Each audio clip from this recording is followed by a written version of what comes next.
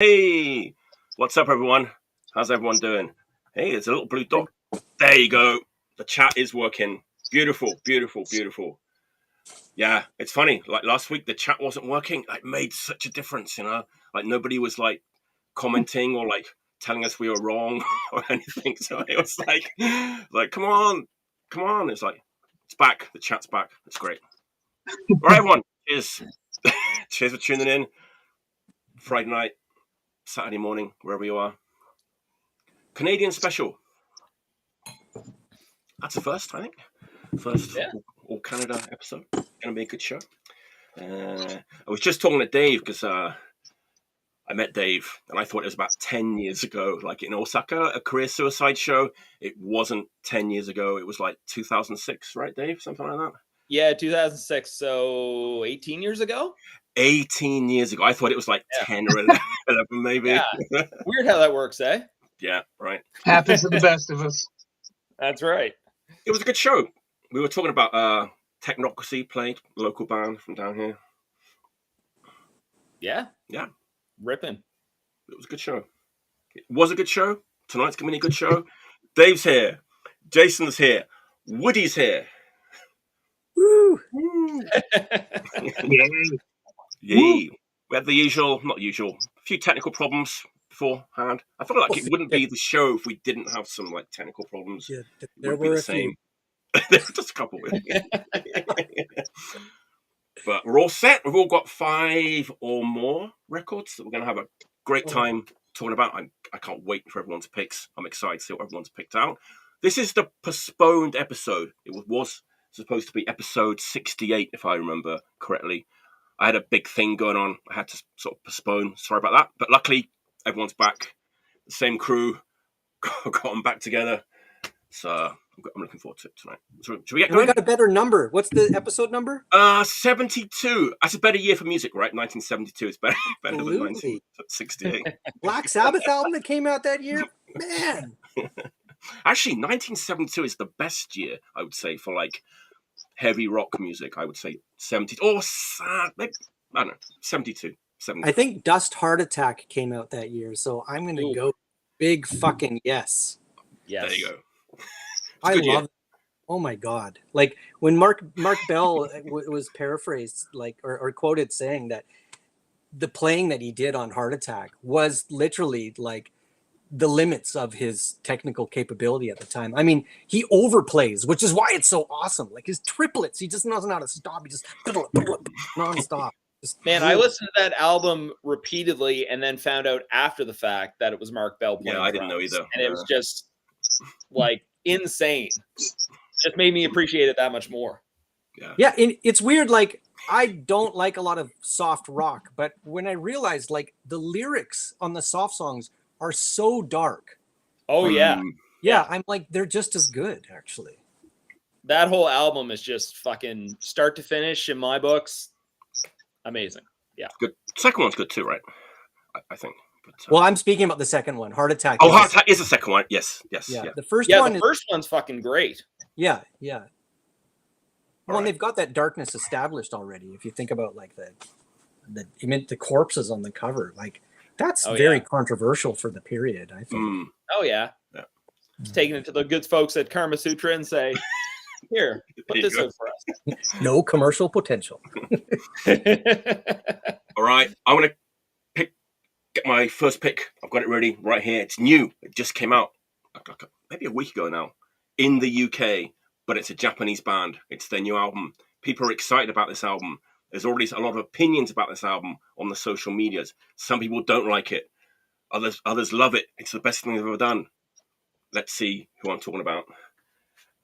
Love and Revenge by the mighty Kriegshög from Tokyo. It's like their first record for 10 years or more. They've been kind of quiet. People are really like excited about this record. It's great. Like for my like personal tastes, it's my favorite of theirs. People who prefer like the more noisy, like frampted, like Crasher Crust, blown out kind of style, prefer the older stuff. That's perfectly understandable. But man, this is a big record. It's like big production, massive bass, crunchy guitars. Like the vocals are really good. Like the vocals, it's funny. I didn't actually pick up on this at first. I don't know if you guys like early TsuShiMaMiRe, like Japanese band. Like the vocals kind of sound like that, and they've also kind of got this like rock thing going on, which they did not have before. So that's like kind of that, right? It's like it's there, and actually it's funny because I think like La Vida es un Mus, it was pretty interesting. Like their promo blurb, I thought it was kind of not a risk, but you know, for the kind of La Vida es un Mus kind of like fan base, they wrote that like there was Jerusalem. You know, we're just talking about like 70s hard rock. Jerusalem is another great one, right? So you know, Jerusalem, and then also Caius and Sleep. And I thought that was kind of a bold move to write that in like a La Vida es un Mus, you know, release, because I know of too many people that ordinarily buy like La Vida es un Mus records are into like Sleep and Caius. Maybe they are, I don't know. But so I was intrigued by this. So like I asked the singer, like Masaki, I was like, hey man, it's like, were you like really listening to like loads of Caius and Sleep and Jerusalem? I was like, yeah man, can't you hear it in the record? I was like, well yeah, I can, you know, but it's like I was like, that's kind of I thought it was like a bold move to write that for this kind of a band, you know. So, but yeah, it's my favorite from them so far. Maybe it will broaden their audience, but lose some of their faithfuls. We were talking about that today, and like it's just a very like more grown-up record. Like they've kind of grown their hair out. Like the whole vibe is different. There's kind of a more rock thing going on, bigger production, like longer songs. There's only like 8 songs on the whole album, but you know. That old like Kuro and the Clay, like old Japanese stuff is kind of still there, but they've added like in some like more like hip rock and like hard rock influences.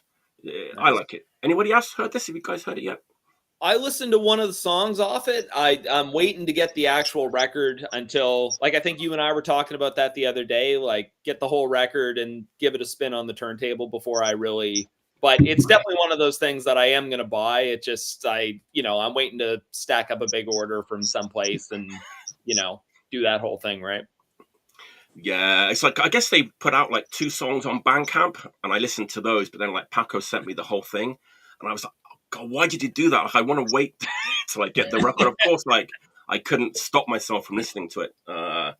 Yeah, but you know, this is definitely one of those things where the record is like, obviously sounds like way better than like the Bandcamp files. It's like, yeah, but in this case, it's it's huge. It's a huge sounding record. I'm going to say this. I'm going to tell you guys the answer to this like afterwards because I kind of promised that I wouldn't put it out there. But like Masaki told me, like there's one more band that they were really influenced by to make this record. But when like they told like Paco what it was, he's like, I can't put that on the I can't put that on the like the promo blurb. So if anyone can like, you know, feel free to have a guess. I'm not going to say it, but like I thought it was pretty funny that like, and now after like he said, I was like, yeah, I guess so, kind of. But yeah, I said I won't, you know, it wasn't allowed on the promo blurb, so I better not like put it out there because it might it might screw people. You know, like people would be like, Jesus Christ, it does sound like that band, you know. So yeah, good for them. What they want and satisfying their own souls rather than just giving people what they expect to get. You know what? Right? I think so too. It's like because it would be easy just to kind of go along with the same like blown out like Crusher crust sound for like 5, 6, you know, forever. But I'm kind of glad they went with what they wanted to go with, right? So I like the cover. Very simple. It doesn't. You know what? I was going to mention that it's real simple, but the color, like I don't know if it looks the same as on camera that it does here, but it's really like nice shade of like red, and it's really beautiful actually. Like the color they chose for it, really stands out. It's a cool label too, La Vida es un Mus. Yeah. You gotta love La Vida es un Mus. Okay, I think I'm going to show this, then we'll move on. Like this kind of sums up where we're at now with Kriegshög, the poster inside. I don't think you would have got this before from Kriegshög. This is where we're at now. We're at like, you know, the band in the street, you know, looking like rock and roll, you know. The whole time you've been showing this, I think of like those first wave of hardcore groups and crust groups that went metal, you know, and like I still can't really get into that Discharge album, and I sure have tried. Like I love it when the punk, like English Dogs, when they go full metal, for me anyways, where Legend began is like incredible. And the production, like the tone of the drums, the tone, you can hear everything so crystal clear. But it's such an abandonment for the crusties that are just like, how could you do this? You know, but good for them for, in my opinion, for progressing and doing what felt right. You know, it doesn't mean they don't love everything they've done before. Yeah, exactly. Check it out. It's on Bandcamp. I think even Kriegshög have uploaded the record to YouTube. Check it out, but do buy the record if you can, if you like it. As soon as it gets here, I will have a copy for sure. So. There you go. Nice. That's my first pick. There you go. All right, Dave, what you got? All right, what do we got going on here? Yeah, so this is an album. Usually I kind of pull this one out once a year. I get absolutely stuck on it. Came out, I think it's 2001, 2002. But Mike, I know you like a discount bin type release that's still ripping and raging. And this totally, you know, signed, sealed, delivered, all that good stuff. Spazm 151. Yes. Yeah, on Mind Control Records. Man, talk about bang for your buck. This thing is like, I mean, this is just so fucking psycho sounding. Like, it's just rip roaring, raging Texas hardcore. I mean, the whole thing's 20 minutes. You know, they cover Jerry's Kids and the Offenders, so that can kind of tell you where their, you know, inspirations lie, I guess, a little bit. But, you know, they got Biscuit, who does the cover art for them. But, I mean, like, it's just, it's so fucking good. And, you know, like I said, like, there's not a lot of records from, like, those years that I can pull on or put on the turntable on a regular basis and still be, like, absolutely floored by it. But the playing on this is fucking great. Like, it does not stray from being just, like I said, you know, flat out ripping and raging, like hardcore punk. Like, and the guys, like, I think I found out about them. I think I read a interview with them in like MRR, and you know, just everything that they were saying, like, you know, you just tell these guys are just a bunch of absolute psychos. And I mean, I've met Texas James a couple times, and, you know, super nice guy, maniac in the nicest sense of the word, like, just, you know, a true raging punk rocker, like, you know, super awesome. And I think I saw them once in Texas, and they were, you know, they were fantastic. I mean, they've got a 7-inch, and I think they've got a split with, I'm trying to remember, it's like a split 12-inch with another band, and like that stuff's like good, but everything that's like on this LP is just absolutely fantastic. And I mean, like, I was doing some record shopping in Toronto a couple months ago, and I think like Rotate had a copy for like $10, and it's just like fantastic record in a gatefold sleeve. Like, React. Thank you. Thanks, Jordan. Yeah. That's why you're here. Yeah. But yeah, I mean, and you can still get this for like, you know, super cheap, and it's, like I said, you know, solid start to finish, and yeah. Good stuff. Even in Japan, that's still like a 500 yen, 700 yen bin thing. Even now, it's like, it's crazy, you know? Like, yeah. You know, we don't like to use the word like underrated or overlooked, those kind of words, but I'm going to say that it definitely applies to that record, I want to say. Oh, yeah, definitely. And that's the thing. I mean, like, every now and again, I'll see somebody post about it or somebody mention it, and it's just like, okay, yes. And that's usually around the time where it gets pulled off the shelf and it gets stuck on the turntable for, you know, a little bit longer than I'd like to admit. Nice. Yeah. Yeah. 2001, right? Come on. I believe so. Yeah. Yeah. Mind Control. So I don't know what it says on the inside here. Hang on. Mind Control was like Jack Control's label, right? Yeah, yeah. Like, he did that. He did Defiance. I think he did Iskra or Black Records. Constant? What's that? Did he do Iskra or Black Kronstadt? Maybe one of the two, I think. I don't know about those. I know that he did. I'm pretty sure. I want to say the Religious Wars 12-inch, one of their records. Yeah. Did that come out on that, or was that Hardcore Holocaust? I'm not sure, but I was actually going to kind of compare that record to that one. Not that they sound alike, but they're also in that same ballpark of like an absolute raging record that is a little bit like underrated and like kind of forgotten about. Oh yeah. Oh, he did Mass Control. Yeah, he did do Black. He did the Black Kronstadt album, the full length. Oh, nice. Yeah. Okay. I'm not crazy. All right, Jason, what's your first pick?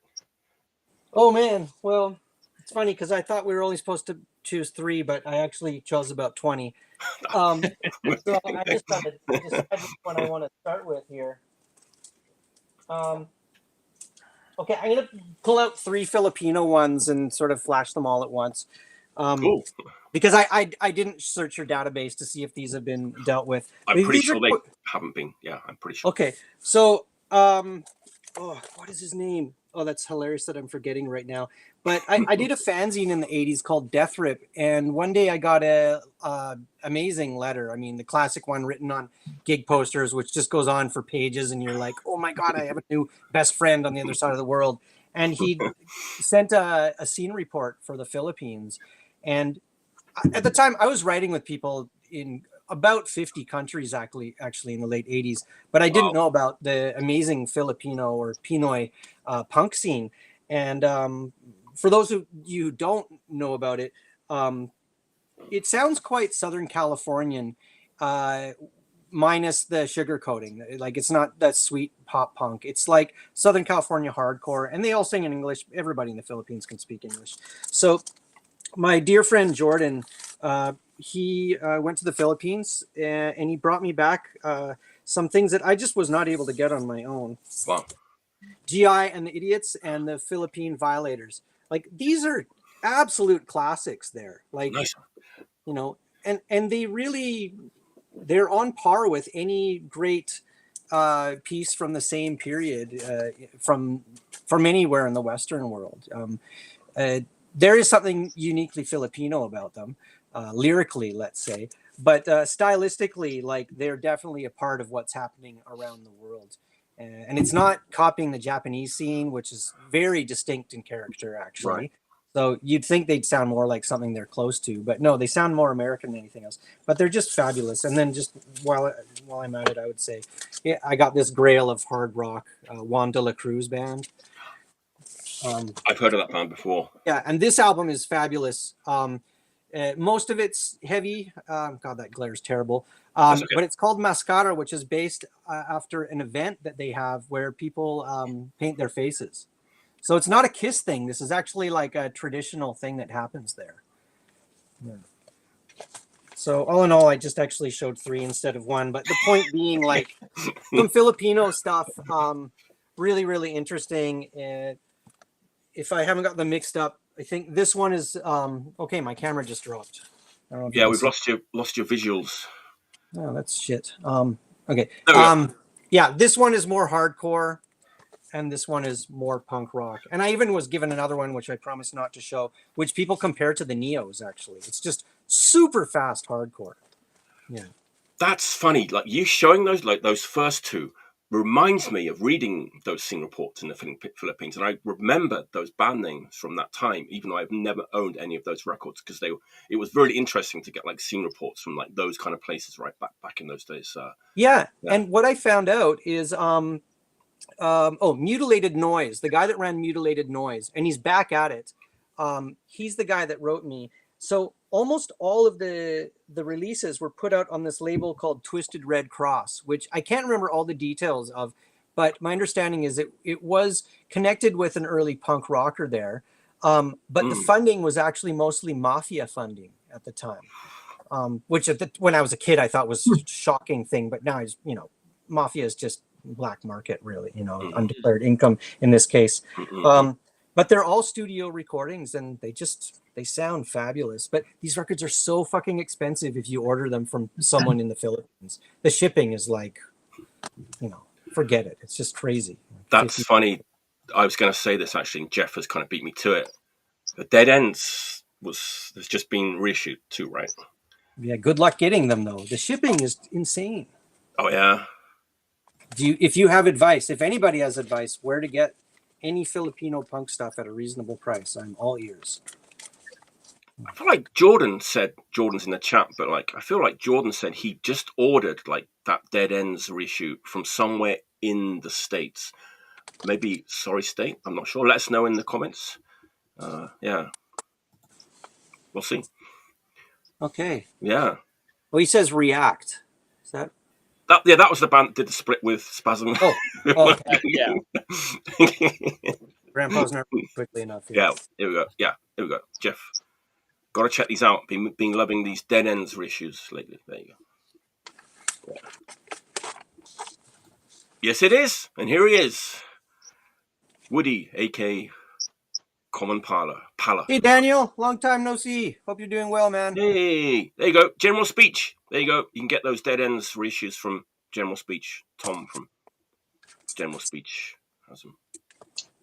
And Daniel has them. Oh, Sorry State. There you go. Oh, he does? Oh, he got them. Oh, I see from Joe. So Sorry State has them in stock. I think the Dead Ends. Yeah. Nice. All right, Woody, Common Pala. What's your first pick? My first pick is a split. Two bands from Europe, pretty well known right now. I've seen a few people on the internets showing it off on the group, anyways. But it's the Accidente Nightwatchers split on Stonehenge from this year. Accidente from Spain. I've been checking them out for quite a while. This, I like the direction they're going in, because they've a lot of people used to, kind of consider them more of a pop punk band, but they've kind of left the poppy side behind them, and it's kind of more going just for like a straightforward, more driving hardcore. Her vocals are great, very strong. The melodies and the harmonies are awesome, but they used to kind of they have a lot of songs that kind of reminded me of something you'd see on like a Burning Heart records or something like that, but just accepted by people that generally hate that kind of stuff. But and now it's just kind of, they've dropped that and they're just kind of going in a more, just straightforward kind of driving direction, maybe more of like a post-punk direction. Nightwatchers, they're awesome. I've had their records since they came out. I think I got their first record.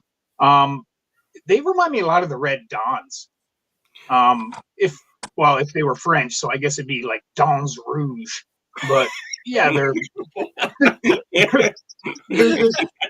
what they remind me of. They're kind of sad sacky, a little kind of depressed sounding. Like with Accidente, she kind of has this talent where she can, sing really upbeat, almost cheery stuff, but it still has that kind of sullen atmosphere to it. I think Nightwatchers kind of embraces the sad sack aspect of it a little more, but both sides of this are really, really good. Accidente does an Alarma cover, I guess, and Nightwatchers does a Barry Noir one. So it's pretty good. It's exactly what I would expect, and nothing wrong with that. So get it, Stonehenge Records. Beautiful. Cool. That's my first pick. That's great. That's another one that's like on my wants list, but like hasn't made it over here yet, because I love both of those bands, and I was kind of excited when I saw they had a split. Yeah,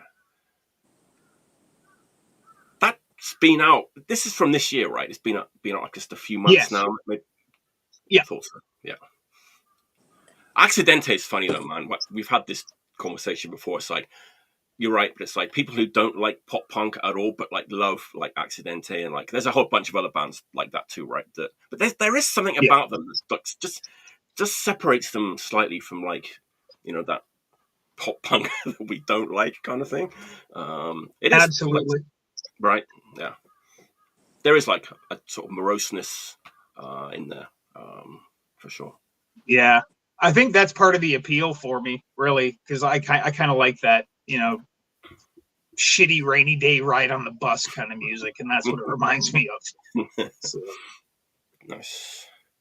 I'm nervous to show my next pick, and I'll tell you why I'm nervous to show it, because this happens like sometimes. It's when you show a band that's from like, it's actually more nerve-wracking when you show a band that's from the same hometown as a guest. Because you've got the record, you've got the music, and you really don't know anything else about the band, and maybe other people know more about the band than you do, and they don't like that band because of what they know. You know what I mean? It kind of like, it's not just about the music kind of thing. This is not usually my kind of style of music. I'm not a big oi or street punk kind of a person, but for some reason, I heard a couple of songs by this band online, and I really like them, like right from the get-go. They're from Vancouver. Current band, I'm scared to show. They're quite prolific band. I won't know them at all then. You might, because they're kind of like in 50 years ago. Did he? Bishop's Green. Okay. Yeah. There you go. Popular. They're on like Pirates Press. They seem to be kind of getting some traction. I know they just struck a chord with me. It's like, it is definitely oi and like street punk, and it's kind of polished too. It's got big production. It's kind of quite commercial sounding, but even for me, like, this band does have that kind of a darkness to it. Like, even though it's very polished, like street punk, oi. I don't just like all three songs on the first side are really good. Second side's live. This is the only record I have by this band, and I want to hear more. See, I don't know if I've ever heard that one, but I think I heard the first, is either the first album or the first 12-inch, but they had this song called like Another Door, and it's fucking great. Yeah. It's like the lead-off track from this. This is called Waiting, by the way, the 12-inch. The first song, Waiting, it's just like, okay, this is a classic song. Like, it's just a kind of anthem, like great chorus, like everything about it is just great. And that's what kind of hooked me in, actually, was that one song, to be honest. That is the best song on this record, I'm not going to lie. I'm just curious to like hear the other records. Do they kind of match the standard like songwriting and stuff? But you just said, like, was that from the first album or like an earlier one? I think it was from either the first one or one of the early ones. But if my memory serves me right, like, I think they've got quite a few releases out at this point. They have a bunch of albums, and they put out a 12-inch in the same year as this. They kind of put out 2 12-inch EPs in the same year. Okay. So people like go, why didn't you just make it an album kind of thing? And I'm not sure why they decided to kind of separate these songs into 2 like 12-inch singles. I don't have a problem with it. Marketing strategy. There you go. I think they're really revered nowadays for the contemporary scene as sort of like the bigger oi group out west. We actually have a really strong little oi punk, street punk scene in Victoria and Vancouver. IQ 78, I hope I got that name right. And No Heart, which I'm not sure if they're even playing anymore. But there's like a handful, a bit less than 10 groups that are constantly gigging together. Did you get a copy of that? I think it's called like British Columbia Bover or something like that. Did you get any copies of that? No, but it's all like British Columbia, like oi and street punk bands. Yeah, it was such a surprise. Like, I don't go to every show anymore. I'm too tired at the end of the day. But I was shocked that like they could make a compilation and that there was a scene. And then I got with it and realized there was. But there's even like some kind of like West Coast fastcore thing, and there's a grind scene. Oh yeah. But all the scenes are splintered. Like it's not like in the 80s or even 90s where a death metal band and a funk band and a pop punk band are forced to play together. Now it's like, goth night and, this night and that. So you really got to have your finger on the pulse of a lot of different little social groups to know. And I can't keep up, but they are great. I mean, I'm not going to say, Peg Boy, but it has that just like anthemic quality that bands like Peg Boy had that, it's almost more like that than oi and street punk in some songs. It's kind of interesting, very enjoyable.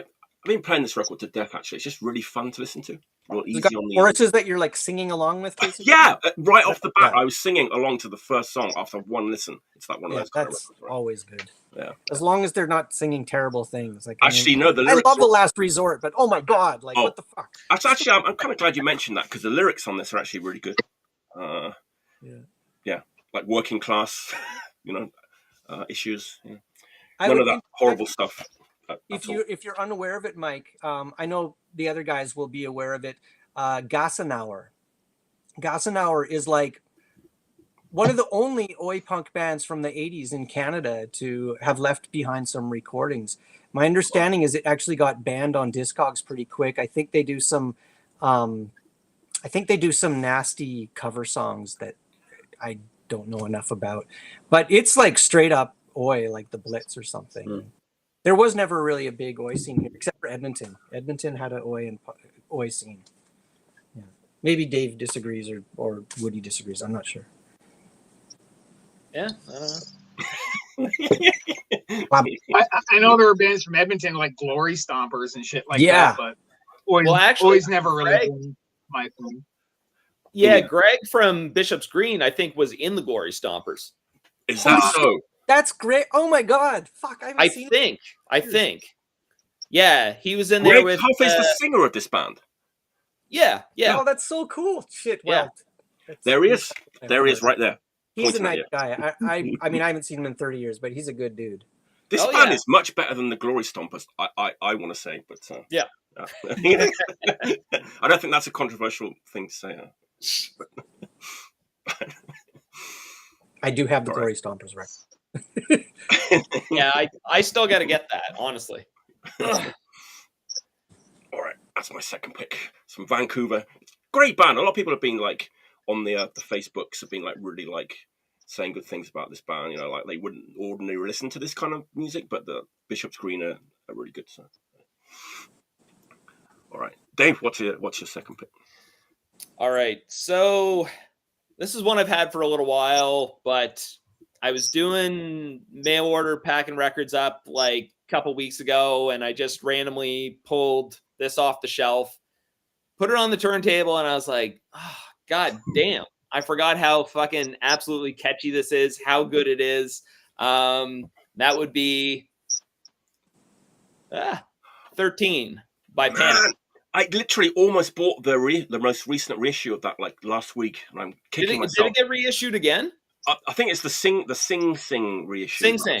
Okay, that's what this is. So I ordered this back then because I would buy anything on Sing, and I'd never heard it before. And I mean, you kind of look at the cover; it's very like kind of unassuming, like you don't know what you're really in for. But so for those that don't know it, it's first wave Dutch punk, definitely not as well known as like Ivy Green. But it's kind of one of those things where it's like, it's to Ivy Green what the Raxola LP is to the Kids' first LP. Like, it's around the same time, just as fucking good, but like you don't get as many people talking about it. But I was surprised. Like, I figured this would be a couple $100 to get like an original copy of this, and that is not the case. It's actually still pretty affordable, like decently priced. So I actually have an original copy of this on the way, which I thought was going to show up today. Didn't. But anyways, you get this wonderful Sing beautiful gatefold. Nice. And then they got the poster in there. So I don't know if you can see like up on the wall there. I'm having trouble with this reverse mirror shit. Oh, we can see it. There you go. Yeah. Perfect. But anyways, it's just like the poster that they have hung up on the wall there. Actually, they included that poster with the record, which, is kind of an odd, but like nice choice. Just because the record itself, like, I mean, the songs are just, every song is kind of different, but it's all really, really catchy. And this is another one that, I put it on, gave it a listen, and I was like, man, why have I not pulled this out in a couple years? And it was just like, I think I listened to it like 3 or 4 times in a row before I kind of took it off again. But just like so good. And the lyrics are, can get kind of weird at times, but I would expect nothing less from the Dutch. So anyways, but yeah, if you don't know this, I mean, this is definitely Daniel's obsessed with the spine. He's like, show us the spine. And can you, the camera's frozen on mine. Can you tell me the name of the artist? Because I can't see it. Oh, it's the band is Panic and the album is 13. Yeah. Well, I'll look at it on Discogs. Technology working against me again here. Yeah, there's the spine There's for the Daniel. spine that Daniel loves so much. Yeah, I can see that. I got it's easily seen on the shelf. Awesome. That's one of those ones where, like, I know it's a good record. I haven't really heard it before. I know it's good, but I still just have it sat there on my cart on my wants list, and I just haven't pressed the button yet. But tonight, maybe this will be the. This is the day. I hope it's still there. It's been there for like 2 months now. Used like on Disc Union, Sing Sing. Well, that's what I mean. It's. I kind of feel like it's one of those records that, like, a lot of people who even might be like really into that kind of sound, like, are not really like rushing out to get a copy of that. But it's just like, oh, it's so fucking good. Yeah. The cover is super cool. I've never actually heard. I've never heard it either. Actually. Oh yeah. I'm aware of it, but I've never heard it. Same. Yeah. Same. Yeah, it's just like a bunch of people like sitting around, like they're all like listening to records in like a waiting room. Like you can see like the first Clash record like on the floor there. There's something that's on Sire that's on like the little portable turntable. Like, and then of course the other poster on the wall was the band photo, which is just great, right? So yeah. Even the number that's going over the whole image is very cool looking. Yeah, so that's the 1 and 3 from 13, and yeah, good shit. Beautiful. So, that's a great reminder for me to yeah. There you go. Add it to your grocery list for the week. There you go. Man, I bet you someone's bought that now that I've just mentioned that. Not, just my luck. I know someone has at least tried to order the Filipino punk stuff from Sorry State. Sorry, Daniel just said that they've sold out. Yeah, Vinyl Richie, you may be out of luck there, buddy. Yeah. Yeah, because I saw that and I was thinking, fuck, I got to order those myself. Yeah, we have to agree ahead of time to discuss the records that we don't have and not blurt them out, because by the time this is over, they're not going to be any available. All right, shall I go? Yes, go ahead, Jason. Go ahead. All right, so you guys just scold me if I keep doubling up and you don't like it. But there's going to be a nice segue here. So I presume that all three of you, as well as the many men and women that may be listening, are aware of the amazing work that Robert at Warsaw Pact and Refuse has been doing in Poland. He's a stand-up guy, and he's actually been able to access archives of groups that, I lived in Poland and I've done an archival release there. And I've met with a lot of those musicians, and he's been able to access stuff that I really truly believed was completely unattainable. And, all the power to him for stuff like the Tilt demo from 1980. I mean, Tomek Lipinski, he's a nice man, but he's also a rock star. He doesn't have to do it. And Shikera, which is just fucking one of the best early hardcore bands in the world, in my opinion. So I was really surprised when I learned that there was another archival label. I mean, all the punk labels are doing archival releases, but there's another one which I consider to be the same top tier of quality, tracking down things that nobody's fucking ever heard of. He has a superb designer, and I mean, I was shocked that I didn't know these bands, because I know a lot of Polish punk bands. So it was a real pleasant surprise. They do very limited editions, and the label is called No Pasaran. I don't know if any of you guys know this label or have anything on it. I don't think so.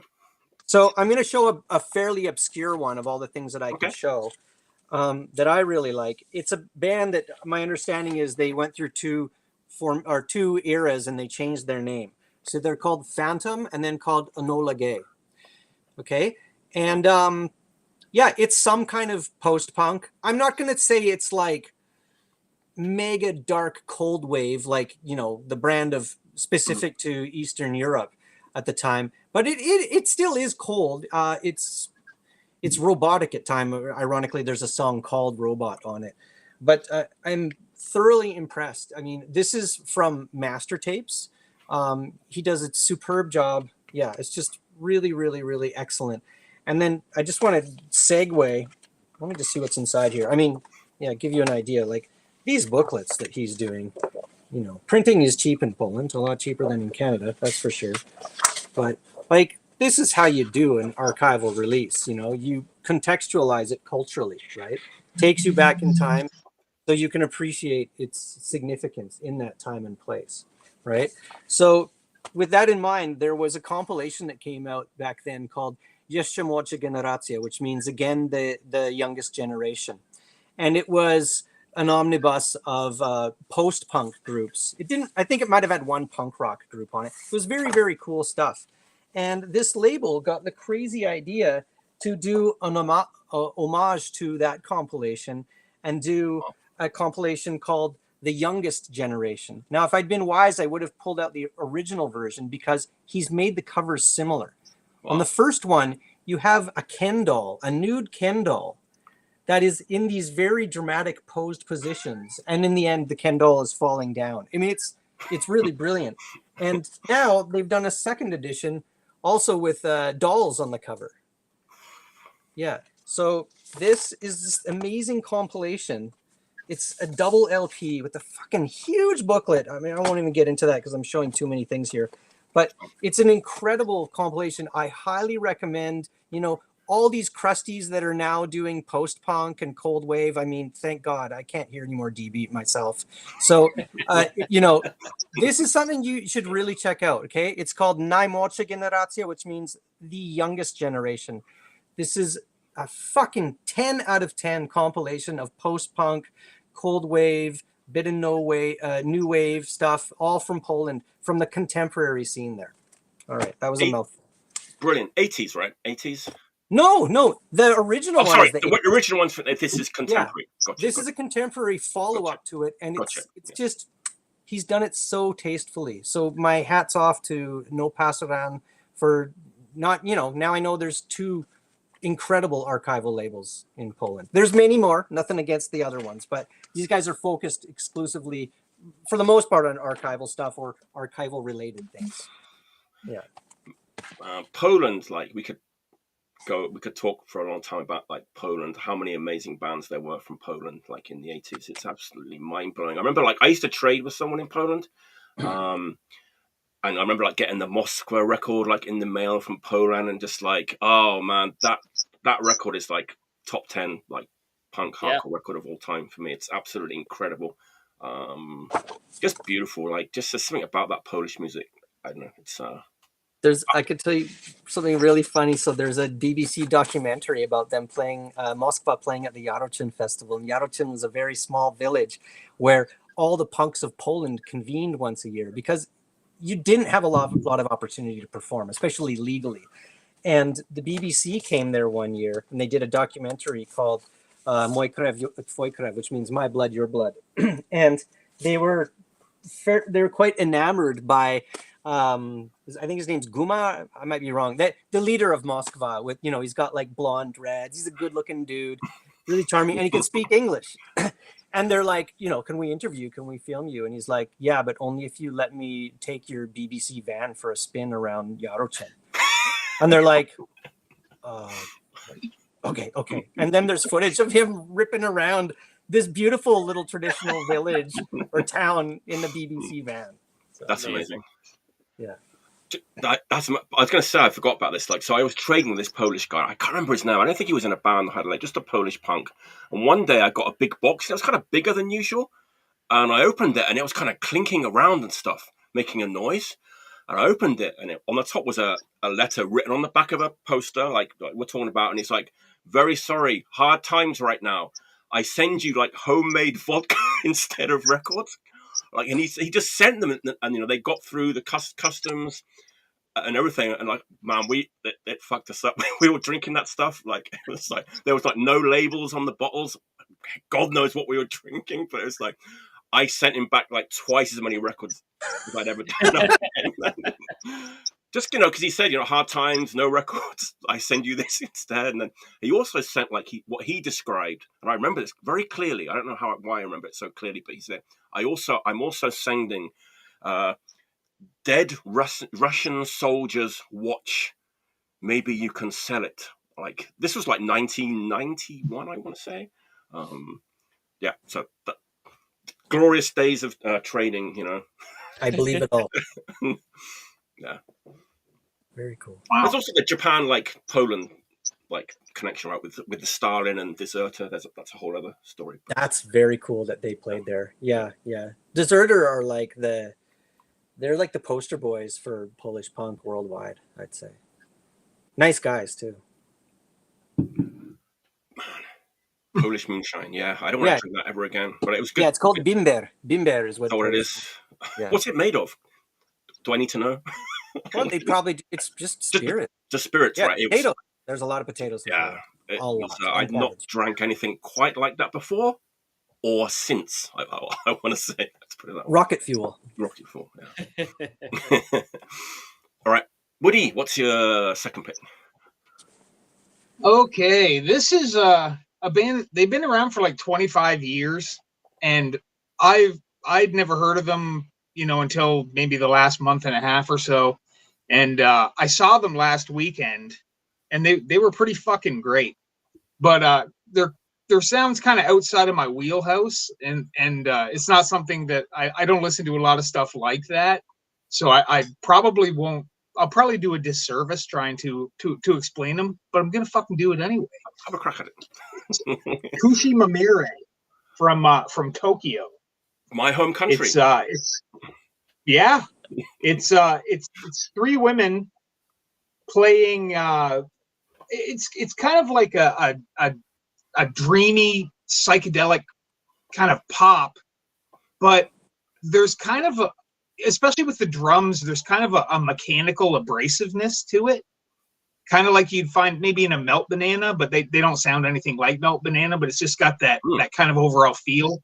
The vocals is kind of that nasally, cutesy, kind of almost like a Shonen Knife kind of vocals.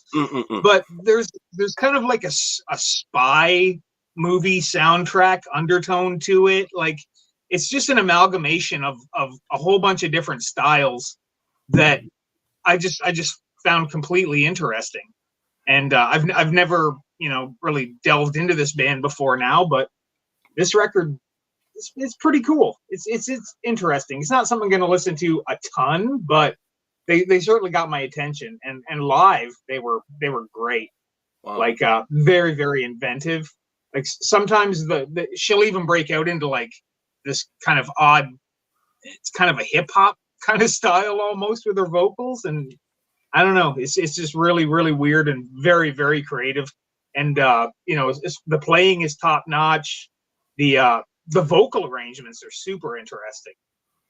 They're on tour in America right now still. I think they got 2 weeks left to go or something. So if anybody's never seen them and they come to your town, then I definitely suggest you go.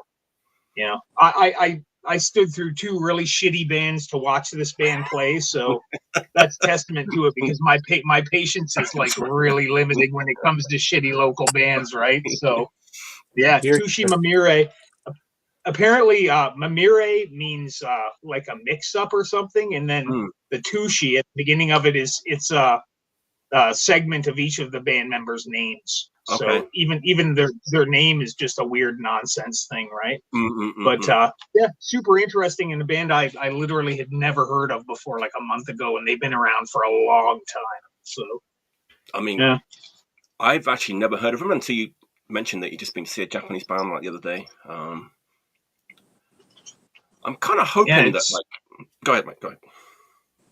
Oh, I was just gonna say it's on Mojor Records, Mojor. It's their own label as well. So, but they come to Canada because Hyperopia Records, which is a label from around here somewhere, they license their stuff and release it here. So they came here and played a Hyperopia, Records Fest. So that's where I saw them. Their album covers. That's what I discography with beautiful stuff. I was going to say that's a great looking record. Yeah, I would take it out of the plastic, but it's super flimsy. And it's weird because the right side up, but then when you flip it over, it's like Okay. so it's all disoriented and strange, but yeah, it's pretty cool. Nice people too. That band, like just talking about like all female like Japanese bands, that band Otoboke Beaver are like really like taking off right now. Man. They're the drummer awesome. in that band is just insane. Insane. I'm having a hard time with them, like, but I want to like them like more than I do, and but it's so good that like when they've been going for a long time too. They're from Kyoto, you know. Okay. And they've been working like the small clubs around Kyoto for years and years and years. And all of a sudden, you know, they've gotten big, right? Quite suddenly. It's like you said, the drummer is. I follow her on Instagram. She posts like videos of her like playing. It's absolutely, it's actually really incredible to watch. I mean, that's all I really know about them. Like, you know, every time I see a video of them, I'm not even paying attention to the songs. I'm just mesmerized by just what she's doing on the kit, just because it's so insane. It's insane, right? Yeah, there's that song. I see it, actually. I've seen it too many times now, where she's really heavy on the 16th beats on her hi-hat, and she's singing just like a maniac. Yeah. I actually just saw it this morning. I saw them on the tiny desk doing. I saw that too. I watched that too. Yeah. The singer, I love this woman. Like they're batshit crazy. Like you can tell they're a funny bunch to like and fun. They obviously are really getting a lot of joy out of it, you know. So they're actually quite a radical band. A lot of their lyrics are kind of challenging a lot of the stuff has been going on in Japan for too long about, you know, social issues and stuff like that. With a kind of quirky like sense of humor, but I think they're really popular with like young women and stuff over here because they're saying a lot of things that young women want to say that don't have the guts to say, kind of thing. Because it's hard to say those things, you know, in this country still. So they played the Commodore Ballroom, if I recall correctly, and I found, which is a great place to play in Vancouver because it's mid-sized. Mm-hmm. So when you feel that, it just feels good. And I found out about it about 2 weeks after, and I was just like, oh my God, like just to imagine that particular room. I mean, I don't know what the capacity is, 500 or 1,000 with this band of all bands playing on that stage. Yeah, I'm sure they're hilarious and exhilarating live. You'll like this. It was only, I think it was just last year, in fact, or the end of 2022, because they're from Kyoto, and I'm sure all you guys know the band Warhead, like the best like hardcore band ever to come out of Kyoto, maybe even Japan. They did a two band gig, Otoboke Beaver, like versus Warhead kind of thing. Nice.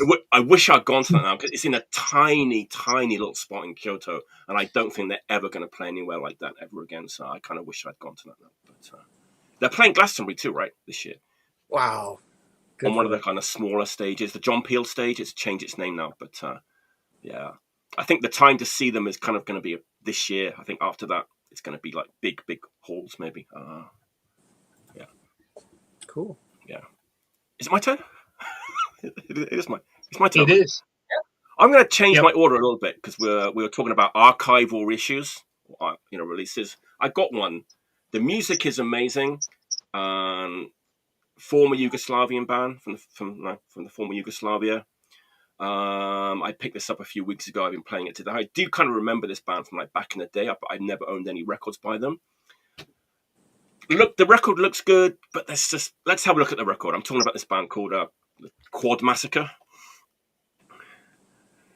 Wow, I don't know it. That's good record. I mean, okay, this is all like recordings from between 83 and 86, 83 to 86, like 4 different recording sessions.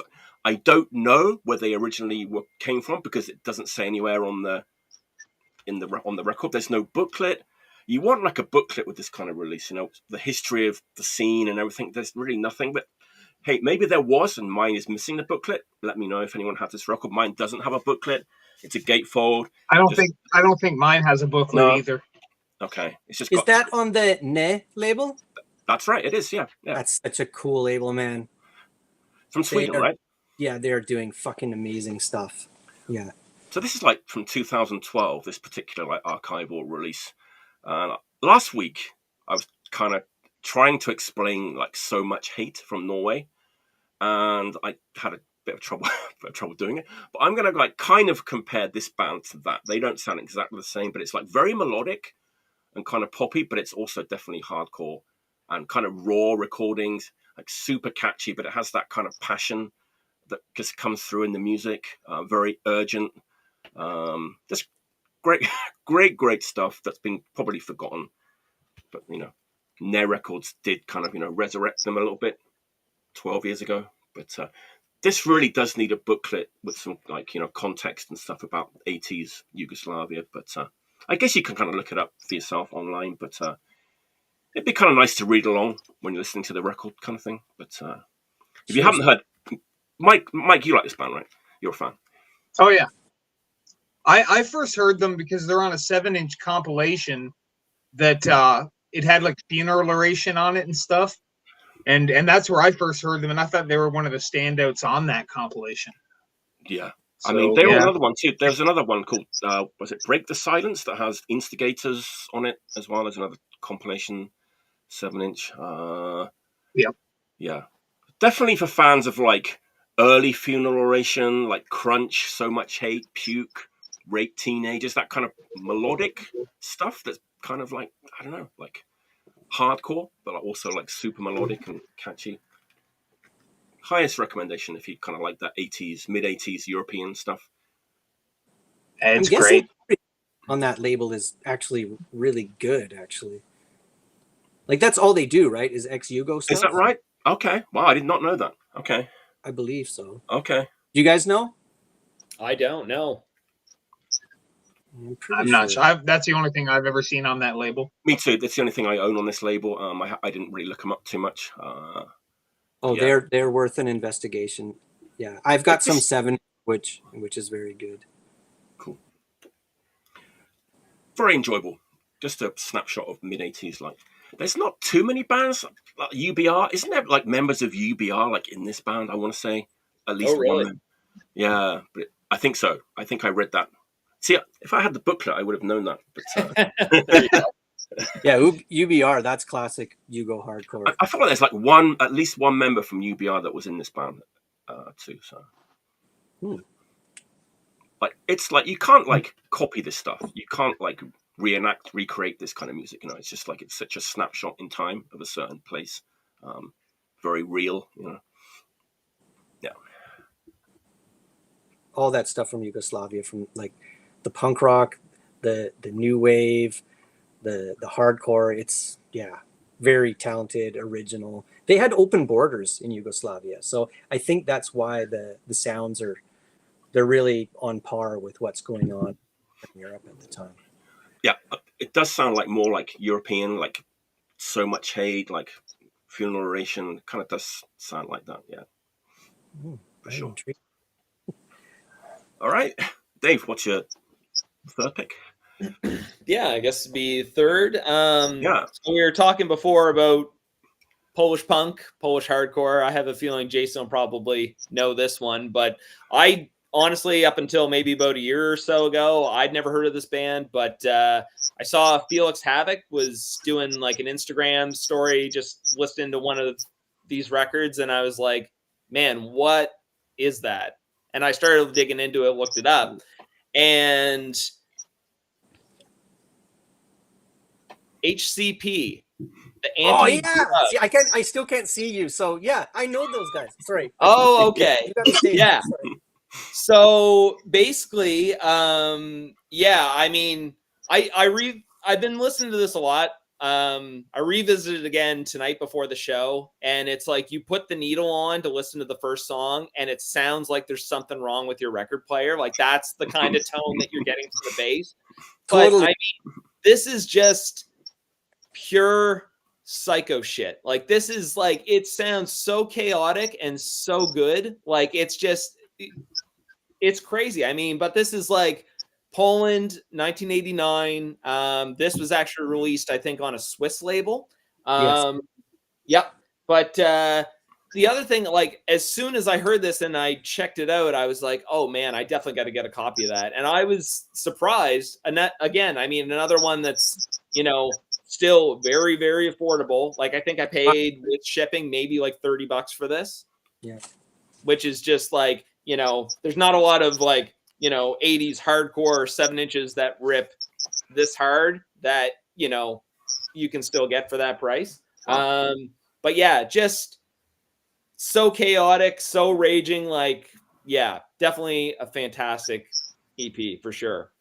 Anti-drugs, right? I still can't see it, so I'm guessing. It's anti-drugs, HCP, which I think stands for hardcore Poznan. There you go. Yeah. So, anyways, yeah, that's one that I've been ripping lately, and it's yeah, fucking great record. So, yeah. That's cool that you got that, man. Yeah, it's like that one's really under the radar, and for the Polish people that didn't get it at the time, I mean, pre-Discogs, like you just couldn't find it. Like I lived in Switzerland for a while, and I found copies, and I was like, hey, I can take this to Poland. But they're one of the first openly straight edge groups from Poland, and you know, having lived there, like when you meet a straight edge person, I'm like, dude, respect. Because everybody drinks there, right? So it's really impressive. I found that out. Yeah, but they're the predecessor to Apatia, if you know that group, which are fabulous. Shit. Okay, I did not know that. Yeah, and I know the Apatia stuff's been issued, like their early stuff's been issued on vinyl a while ago, and it's wow. It has a very strong American influence, but it's still, you know, you got someone singing in Polish. It sounds unique. Yeah. Right. Yeah. Right. Yeah. So cool. Nice. Do you have any of their other stuff, Jason? I've been meaning to kind of go down that rabbit hole and check out some of their other stuff. I know I think somebody reissued like an LP that has like a collection of maybe their like tapes and maybe some other stuff.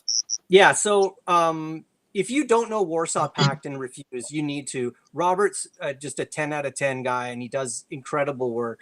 Very detailed. We stayed with Robert in Berlin one time. Oh, awesome. And he was playing us a bunch of stuff. He actually played us he had just put out the 7-inch that had some of the demo recordings, like the Moskwa like demo recordings when they were like doing like Discharge, like kind of hardcore type stuff. Wow. And he put on that first song, which is like, I don't know what it is in Polish, but it like translates to stand up and fight. And he put that on, and everybody in the band was just like, yeah, we all need a copy of this. So by Moskva? Yeah. Oh, okay. Yeah, they have a very famous song called Powietrze, which means wind or air, because they're from a very polluted city. Right. Yeah. Yeah, it was something like this session. I think it was like there was a battle of the bands, and like if they won the battle of the bands, then they got to like record this session. And so anyways, that's what the session is from. But you open it up, like it's like kind of like a cartoony drawing on the cover.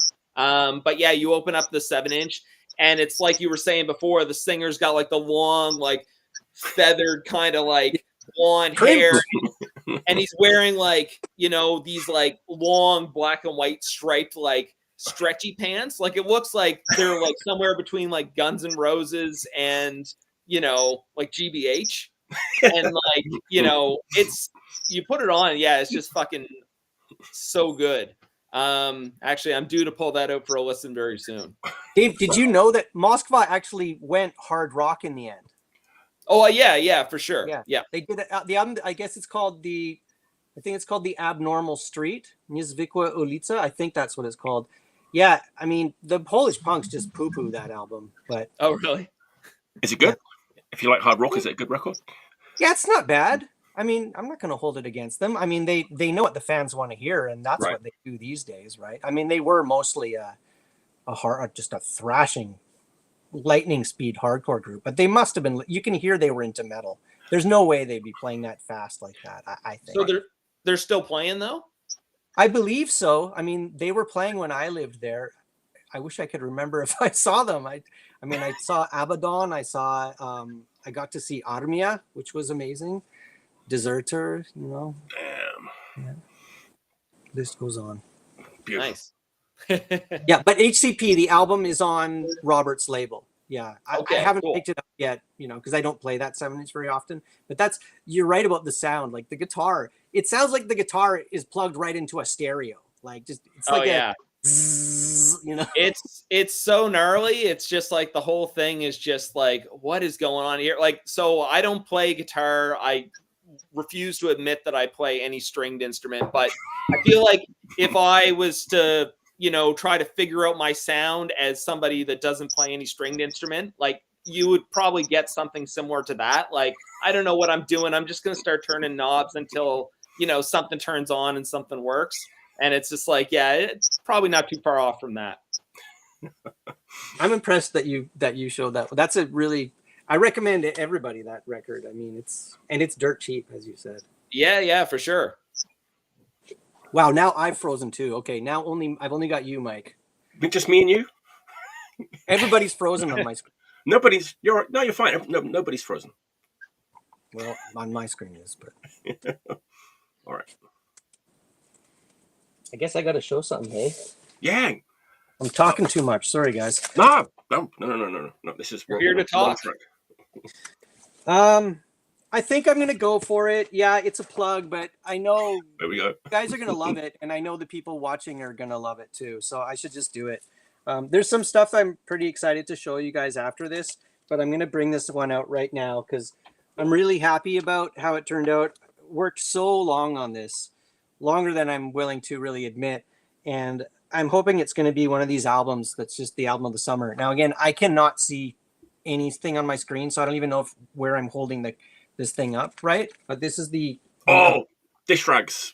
Yeah. Nice. Okay, so I just want to clarify for anybody curious, this has not been released before on vinyl. This is their 1980 demo, their second EP, and one soundboard live recording. It's early hardcore and then has some like very brooding mid-tempo punk rock as well.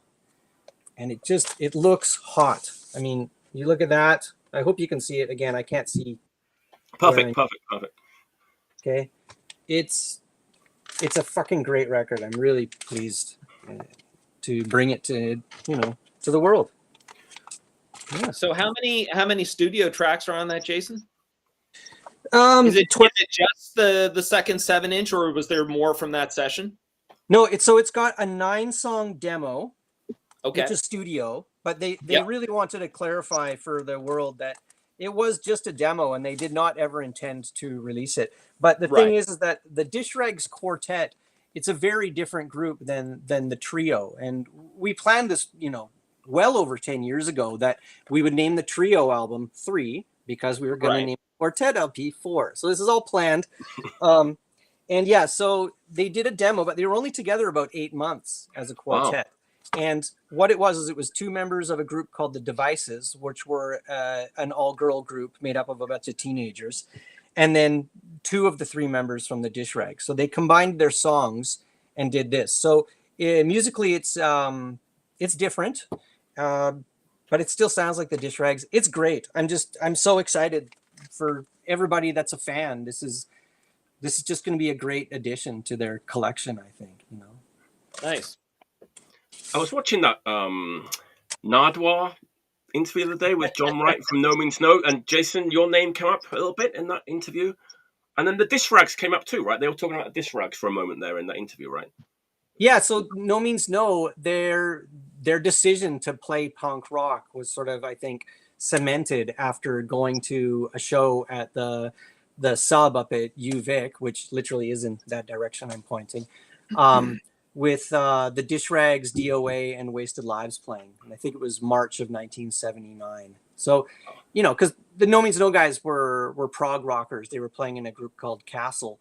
But they're aware of, the Ramones and stuff like that. But that is my understanding is seeing the Dishrags show was a turning point. Because the Dishrags are from Victoria, but there was no scene here when they existed. Like, they were getting spat on and booed off the stage and not taken seriously. So they just moved to Vancouver. Wow. Yeah. Where there was a community. When is that coming out, Jason? Pretty soon? Oh, yeah. That'll be out June 6th. Okay. Yep. Yeah. I will be mailing copies, I haven't heard from you, Daniel. I hope I hear from you if you want some, if you're still there.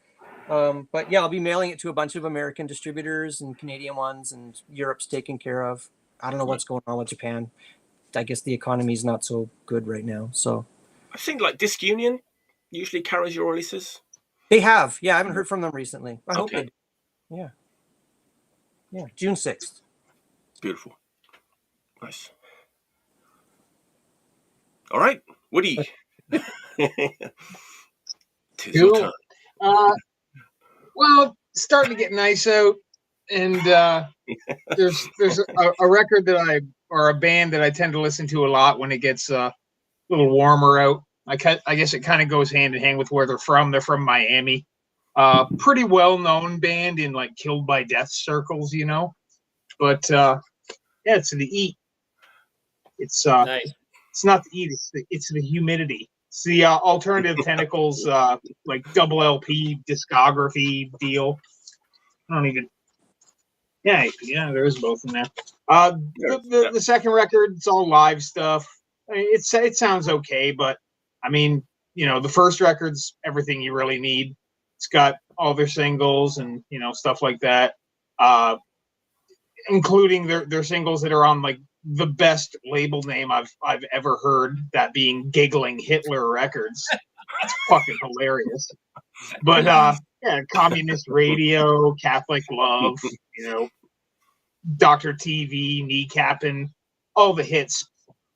This band is like derived pretty heavily from like 50s rock and roll, but they've got such a laid back style of playing, and they're storytellers. Like these guys actually were playing through the whole like, you know, cocaine wars in Florida and that, and their songs are indicative of that. Like they bring that stuff up. I'm kind of a history buff, and especially the morbid side of history. So I mean, if you're writing songs about like, you know, killing people and cocaine deals, I'm your guy. I'm in. So yeah, and there's lots of that kind of stuff with the Eat. You know, good luck trying to afford the original singles and that, but yeah, you can. I don't know if Alternative Tentacles still has this or not, but it's well worth tracking down. Such a good band, and probably, you know, I like a lot of the really weird, oddball Killed by Death stuff, but these guys aren't really that weird. But they're probably one of my favorites of that whole genre, I suppose. Mm-hmm. So if you never heard the Eat, definitely check them out. I would note they have a song called Manatee Smacker. Yes, they do. Yep. I just have a very confused picture in my mind all of a sudden. But so interesting fact about that band. The drummer from the Eat, actually before the Eat formed, he lived in Halifax here in Nova Scotia and used to play drums in a bunch of the bar bands, like the cover bands that used to, you know, frequent a lot of like bars around here, because it was basically all covers. And it was all part of the musicians union. So all these bands were part of the union. They'd just be playing covers in bars and stuff. And so he actually lived up here and was doing that before moving back to Florida and starting the Eat. So, yep, yeah. He also used to wrestle at the circus and stuff, right? Or at like county fairs and shit, but he'd wrestle bears and stuff like that. He was this big hulking fella, but he'd wrestle bears. You know, I thought I was the only one, but apparently not. I guess Biafra was a fan, right? That's why they ended up on Alternative Tentacles. Yeah. Just a good band. Nice. I'm only familiar with the hit Communist Radio. That song Killed by Death. Communist Radio? That song Killed by Death 1 or 2, I forget. I think maybe it's on 2. Yeah, I think 2. That sounds maybe. about right. Yeah. Right. And then I think, what's it called? One of the songs from God Punishes the Eat is on one of the other volumes, isn't it? Yeah. Maybe like not volume 5, maybe volume like 4 or something.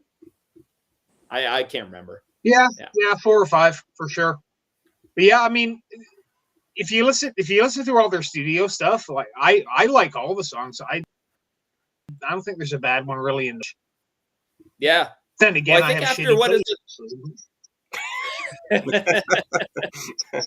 Well, what is it after the 2 singles? Because they had some studio stuff. Was it a 10-inch or was it a cassette? It's like Scattered Wahoo Action or something. it was a cassette, and then someone else repressed it as a 10-inch later. But yeah, originally it was a cassette. Okay. Yeah, scattered wahoo action. So goes right along with Manatee Smacker. Nice. Oh yeah. All right. Yeah, it's I good gotta shit. I got to do some housekeeping. I forgot to do that at the beginning. Maybe it's better to do it now than in the beginning. First of all, if anyone ordered an Analog Attack T-shirt, I believe they were shipped yesterday. So keep your eyes on your mailboxes. Secondly, don't forget, as always, to like and subscribe. Do it. Do it. No pressure. Just saying. There we go. All right. Or let's get on with the show. Yeah. This is fun, you guys. I'm glad we're all here together. Yeah, it's good. I'm having a good time, man. I almost forgot that we were doing the show, if that makes any sense. That's a good sign, I want to say. All right. Absolutely. It's my turn again. Okay. For me, this is like, I call them like internet bands. And what I mean by that is bands that I probably would never have found out about if it wasn't for the internet. Actually, I include Dust in that list too. A lot of these like 70s rock band kind of got a resurgence thanks to like internet groups and blogs and stuff like that. You know, I'm not going to say that I was an expert on like kind of more obscure 70s rock until I started, you know, hanging around in certain music groups and stuff. This one is like more even like a new to me than like Captain Beyond and Jerusalem and Dust. French band. Who were around in the late 70s and put out like 1 7-inch, I think, when they were around. That's it. So this came out, well, the single came out in like 81, I think, 80, but this is like kind of like their Yes. Soggy. I guess this is like the most complete like Soggy collection that is out there. It's like the double LP version. There's a single LP version too, which is easier to get. This one is kind of, I don't know why, it's kind of a little bit more expensive than I thought it would be. Maybe there's kind of some demand for this band. I know like that band, The Shrine, they covered Waiting for the War. I think like after that they got kind of even more traction, you know. And the singer kind of comes out and plays with them when they're in Europe and stuff. The singer, he's like 80 years old now, whatever, but he gets up on stage, you know, bare-chested and does his Iggy thing, you know, with the shrine and stuff. Oh, it's Iggy worship. It's Iggy, right. It totally is, yeah. And there's nothing wrong with that. Nothing wrong with that.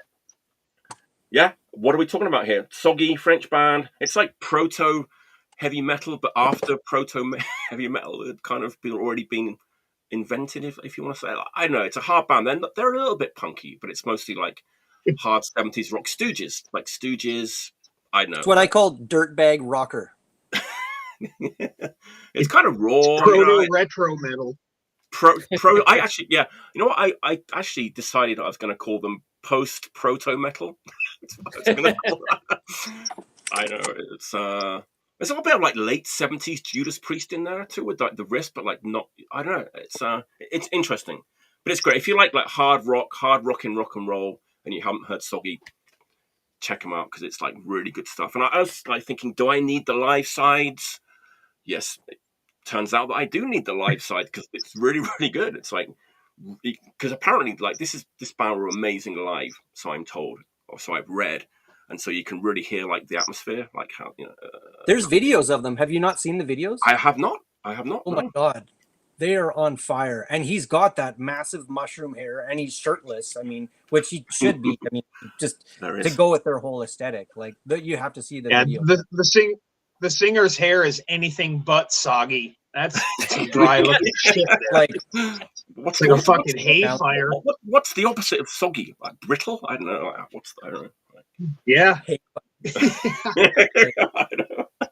That's a fucking great band. I mean, yeah, I'd say I got to put in my 2 bits to just say, like, someone likes like a seriously fucking like just like gonna hold your attention, keep your foot tapping, really rocks. Like there's no down moment in that stuff. Is it Waiting for the War, you said? Waiting for the War was a 7-inch single, right? Backed with 47 chromosomes, if I'm correct. Yeah, it's a 10 out of 10. And I've seen, there's a bit of that that's come out in the last decade out of Europe, or these like late 70s anomalies that are rockers. You know, they were into like Sabbath and all that stuff. They've never liked disco or any of the light shit that's happening in the 70s, not even funky. And then they hear this punk music happening, but they're an older generation with an older approach to that formula. And you get, I mean, they're really the model example of how good it can be, I would say. That's just an excellent album. I'm so glad you're here to describe this record much better than I could. Well, they're not alone. I know there's one called, I have it on my want list. There's one called SS, which might be Dutch. I've got a few of these, like what I call late 70s dirtbag rockers from Europe. You know, that. Right. Well, apparently, like this label, Mémoire, hang on, let me just get this right. Mémoire Neuve puts out, yes, only unreleased like material by French bands, apparently. And I've been told that the Dentists are another good one. I've been told if you like the Soggy, you're gonna love the Dentists. Is what I've been told, sir. Does anybody here know Loose Heart? Not familiar, no. 1976. 1976. Nothing sweet about it. Punk rock from France from 1976. No sprinkles of sugar on that stuff. It's yeah. I was actually kind of intrigued to know like why they named the band Soggy, so I did look it up and I found an interview with Psychedelic Baby magazine online, and they said, the singer says, "We just wanted a name that started with the letter S." And that's and he's like, so basically Sabbath, which like doesn't start with an S, but there you go. And then like Sabbath, Stooges, Seeds. And so it's almost like those three words also kind of sum up the band as well. Without, you know what I mean? It's kind of interesting. Yeah. So yeah. Huh. And they name themselves Soggy because it means damp and heavy atmosphere before the storm. Oh. It means a lot of other things too, but when you say it like that, I guess it is a good name. But in English, it's not the best name in the world. But great band, great band, Soggy. You can find the other single LP thing easy. It's out there, super cheap. That's my bravo top recommendation. My fourth pick. Yeah. Dave, go ahead. All right. Yeah, so this is one I've had this for long time, but it's one of those records that I've always really liked, but I just never hear anybody talk about it. It was released, so it's a California band. It's released on a label called Bemisbrain, which is a label that was run by one of the guys from Modern Warfare. And so, great band. Yeah, like fantastic band. And yeah, this is another one. This is the Gather Round 12-inch by The Crude. The Crude. Wow. So it's a 5-song EP. All the songs are on one side. The B side has the etching of some weird dragon / beast, which is like, for a punk record like back then, that's kind of a little bit of a abnormality. But I mean, this thing is great. Just like, you know, super California sounding punk at times. I mean, it goes almost into like a little bit of a death rock thing, but like very short-lived before it kind of launches back into like, you know, drummers on the ride cymbal, California punk. The singer's got this sort of weird, snarly, raspy, very unique kind of like vocal styling.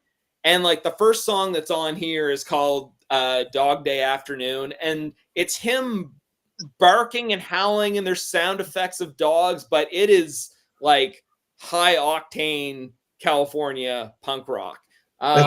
It's a great track. Oh yeah. Like, sorry? Oh no, I was just I'm impressed that everybody knows. I don't know this. I don't. I'm just. I want to hear it now because I'm intrigued. 4 LPs?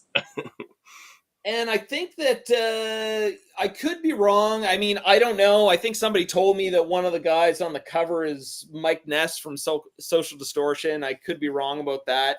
I'll just pull it out here. Yeah, so I don't know how well this is going to show up. Probably not that well, but you can see there's etching. Got it. Yeah, weird like demon etching on it, but it's just like, I mean, you know, if you're a fan of like Modern Warfare, like, you know, you have those 2 7-inches, I would definitely, you know, at least check this out. I actually went to listen to it on YouTube the other day, and only to find out, I think there's only one song of it that's actually on there. I couldn't find any more, but the whole EP is awesome. But it's just, yeah, like I said, one of those California records that not a lot of people usually bring up, but, you know, it's not for it not being great. Anyways, it's maybe one that just flies under people's radar, but very, very good stuff. Wow. Yeah. Are they not on the beach? Are they on the Beach Boulevard compilation?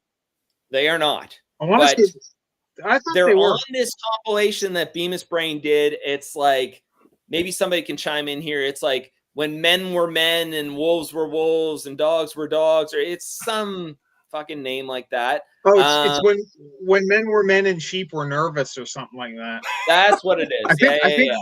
I actually have that one, so yeah. Yeah, so I think they've got a couple tracks on that as well. I don't know if I've actually heard those. I mean, I can't see them being, you know, bad, especially seeing how good this thing is. But yeah. So well, that's certainly flown under my radar all these years. First time to see that. Yeah. What label is it on? Because my screen is frozen, so I'm looking at these album covers when people are speaking on my phone. What label? Oh, it's Bemisbrain. So Bemisbrain.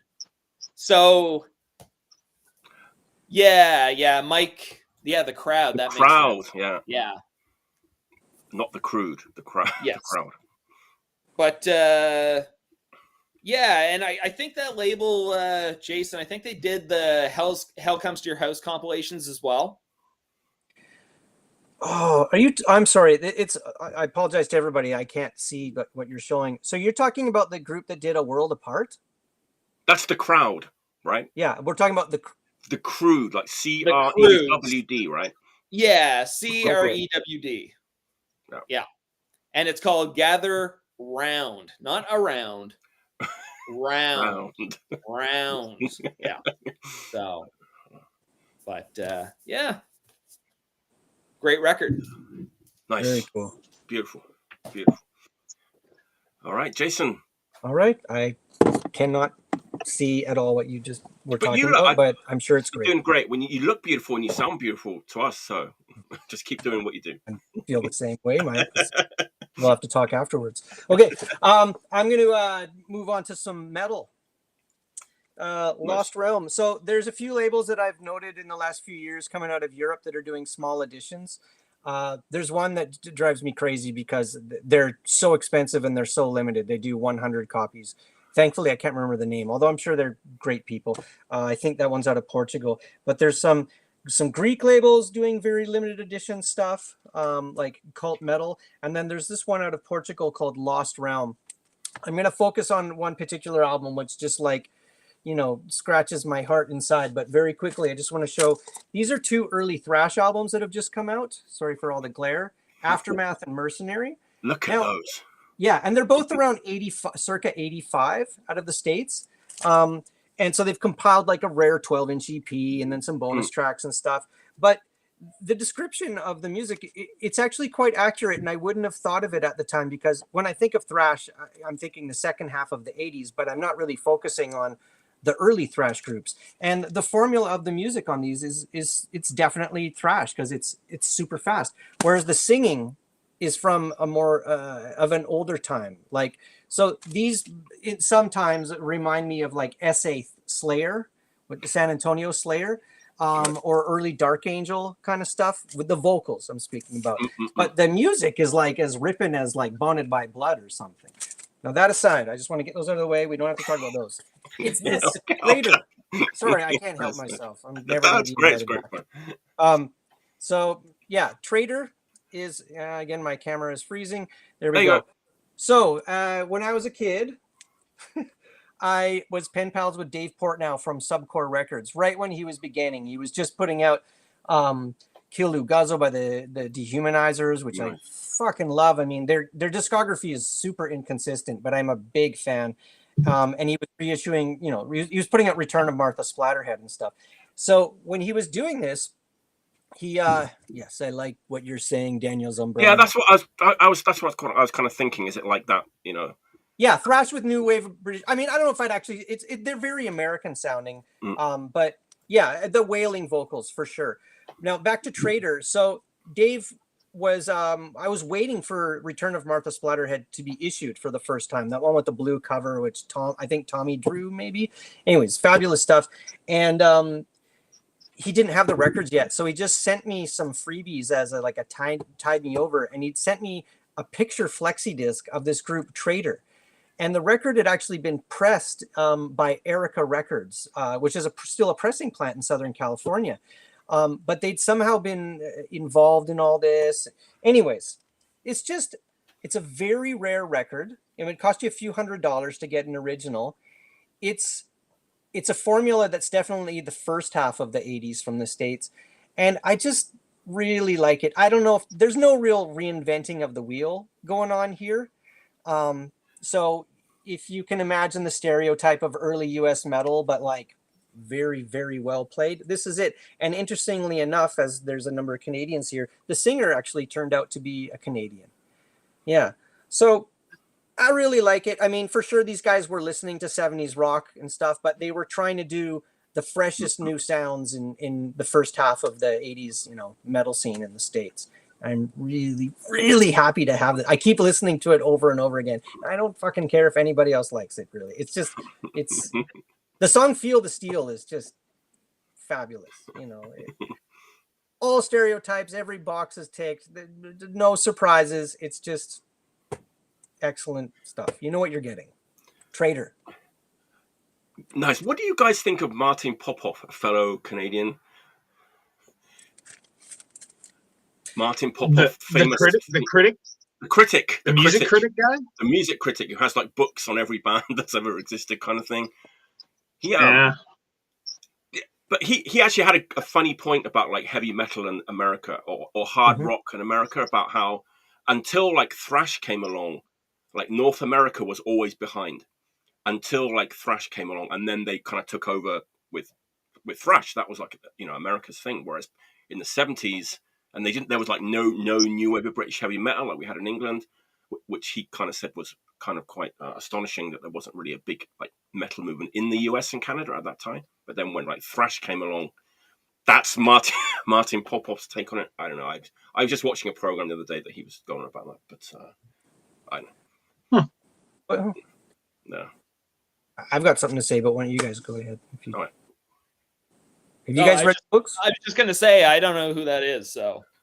He's just a critic, yeah. He's kind of a heavy metal critic. He's done punk books as well, which we shouldn't try to do, I want to say. I knew he did punk books, and I purposely avoided them because I knew that it would just make me angry. So, yeah.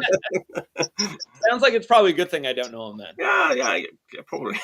I know he's cooperated with Sam Dunn a bit on his the music anthropologist who's done some great work. So he definitely knows his stuff. I actually haven't read it. I don't have time to read books. I've not read any of his books, but I sometimes watch his stuff on YouTube and his podcasts and stuff. But he's definitely got a lot of opinions. Let's put it that way. But but what you've said he's claimed about the States. I mean, I think it's true that the heavy metal explosion in the States really happened probably when the early thrash, before it was necessarily clarified that this is what we're playing, had really happened.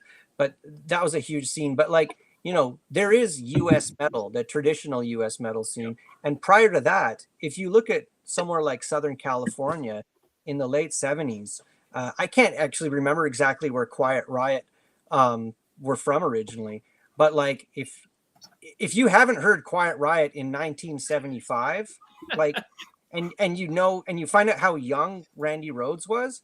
I mean, that stuff is just, they're fucking on fire.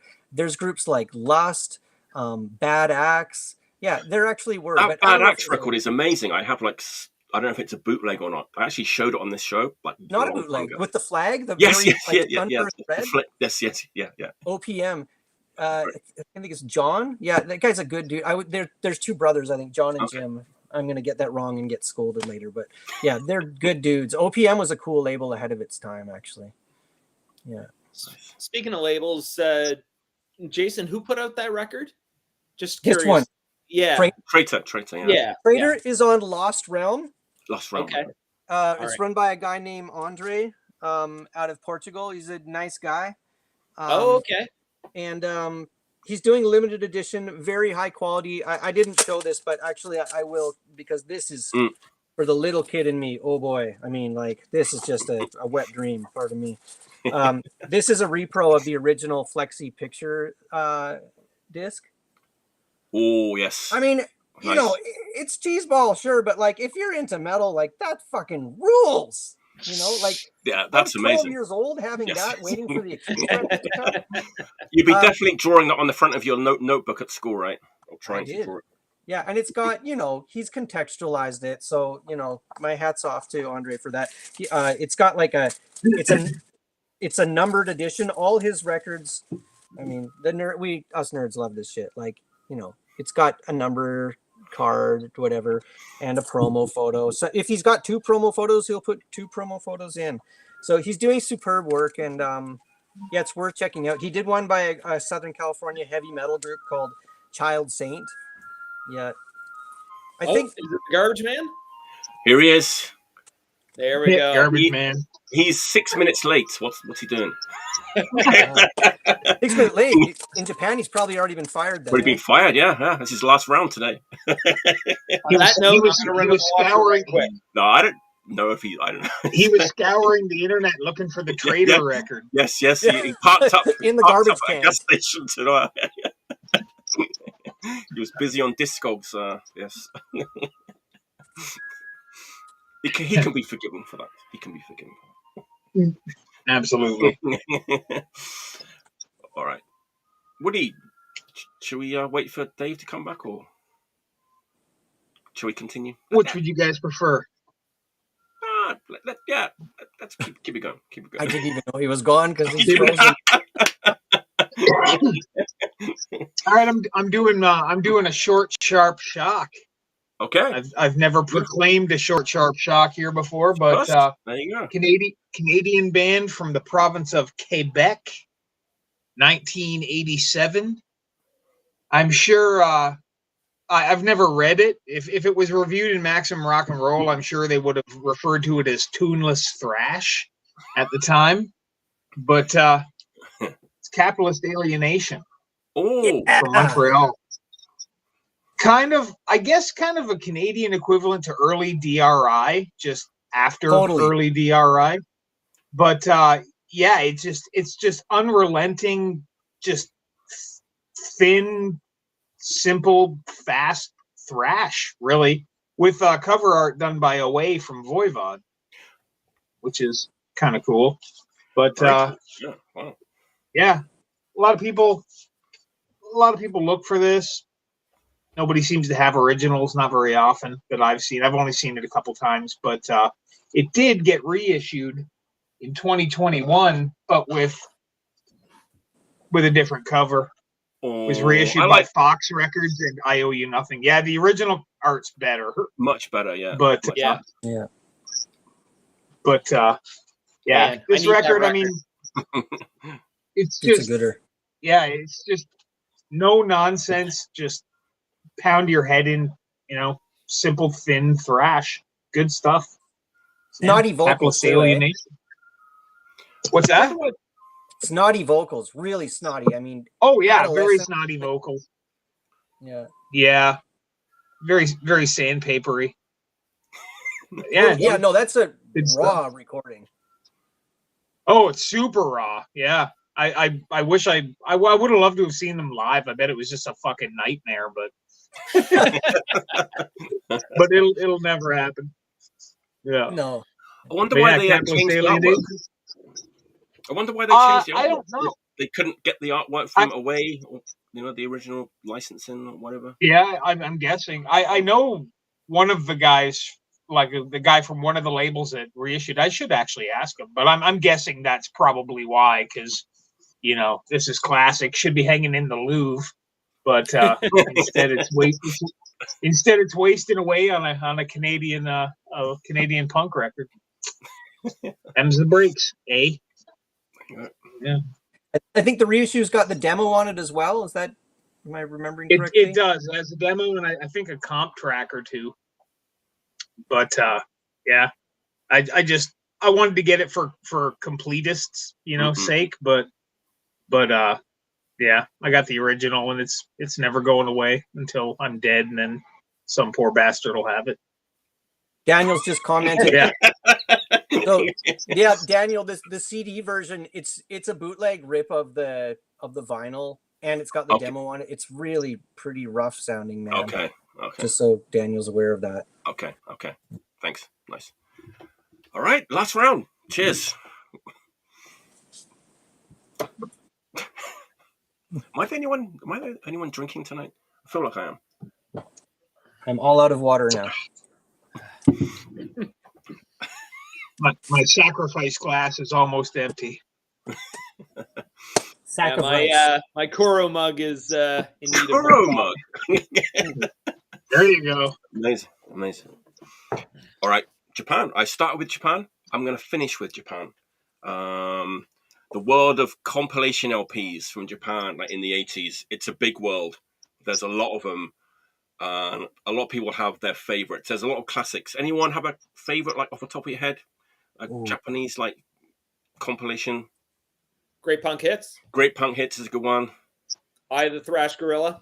Eye of the Thrash Gorilla. Yeah. Devil must be driven out by devil. Nice. Oh, yeah. Nice. Thrash Till Dash. The Punks. Thrash Till Death. There's tons of them, right? And I'm pretty sure that this one I'm going to show would not make anyone's top 10. It's a bit obscure. I admit that. But man, I got this when it came out originally because I was trading with the guy that put it out in like 89. It's a regional compilation LP, which there aren't too many of, I want to say, from Japan. There's a couple I can think of, but not too many. Man, I just rebought it again. I sold it when I moved to Japan, and I just got it back again.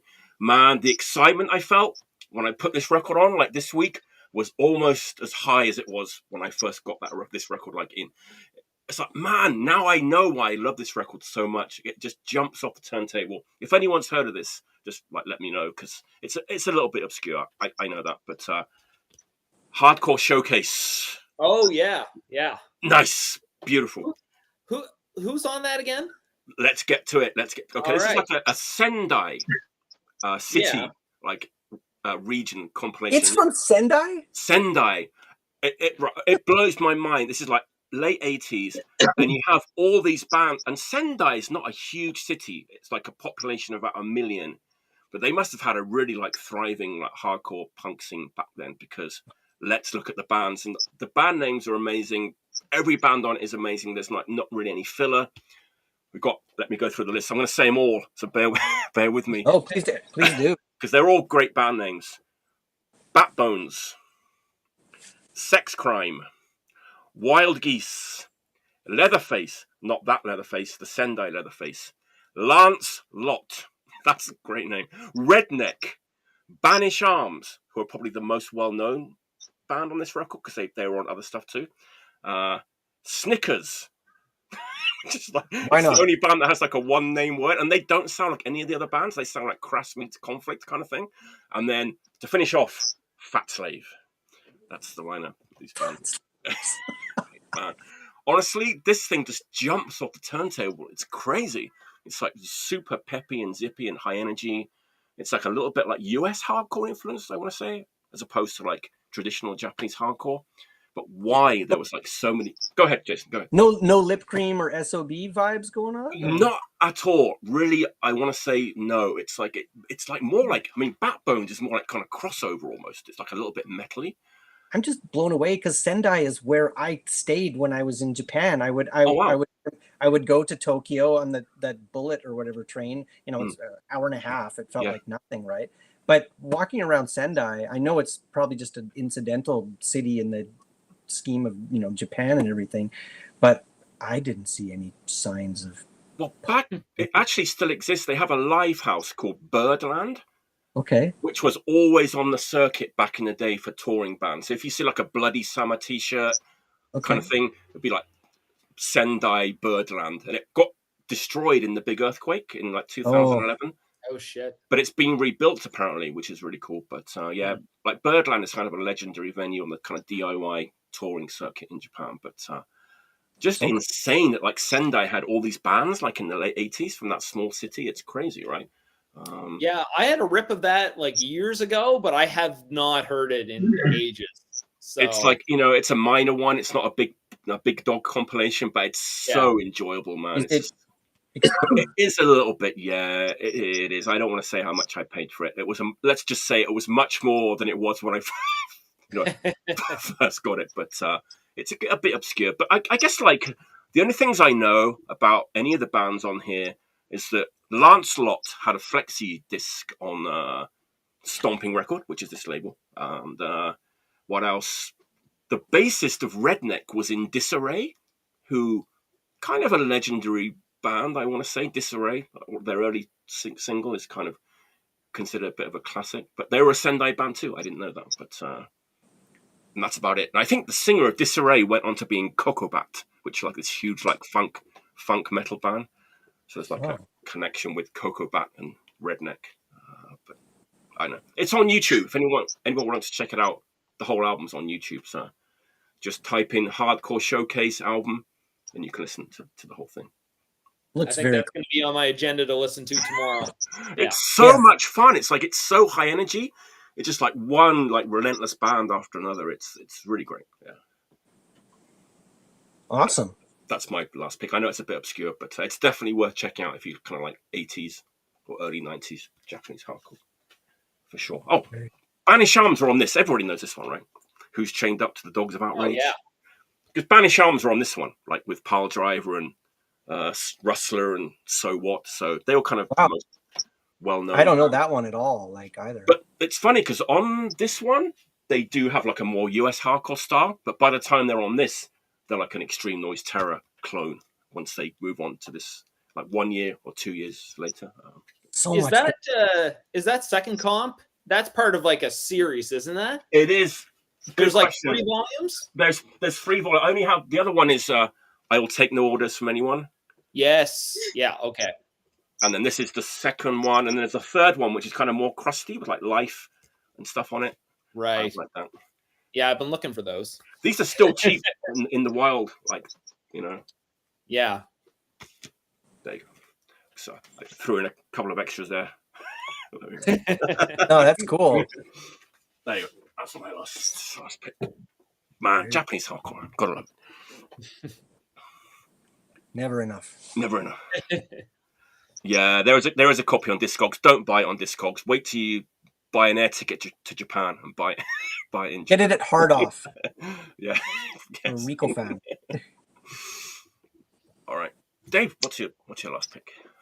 All right. I think we'll go with this one. So this is this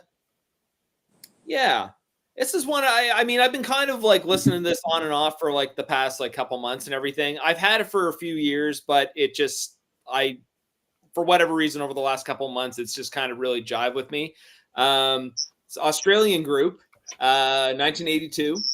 It is Something to Do by the Sunday Painters. So this was released in 1982 on their label, I think it was Terminal Records. And then this is actually the reissue from 2015 on What's Your Rupture?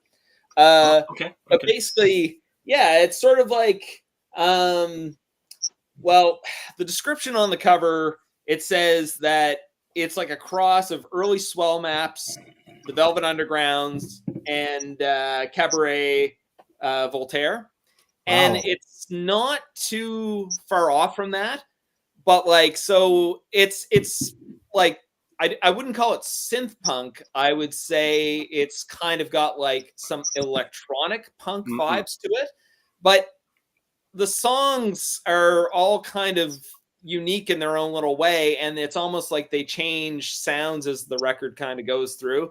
Like, I think it's the third song on there. It kind of sounds like it could be like a lo-fi, like Cure song, like from the early Cure years. But then as it's kind of progressing, they kind of get a little bit more aggressive. The vocalist has kind of got like a little bit of a Johnny Rotten-esque like sneer to it. But all very good songs, all very, very catchy. And then you kind of flip it over, and there's another track where the drums are just, it's like a high-paced, like Johnny Rotten on the vocals, like, freak out. And then it just kind of gets, like, I think it's the last two tracks, it just turns into almost like absolute noise, and then it ends in a locked groove, which is just, total noise. But I mean, for like 1982, like, it's such a unique and awesome album. It's just kind of one of those records that I'll put it on and listen to it and just gush about how great it is, and then a couple weeks later it's like, oh yeah, I got to put that back on, and then you kind of put it back on again, just kind of fall in love with it all over again, just because it is so weird, so unique, but still so catchy. Like, it really stays with you.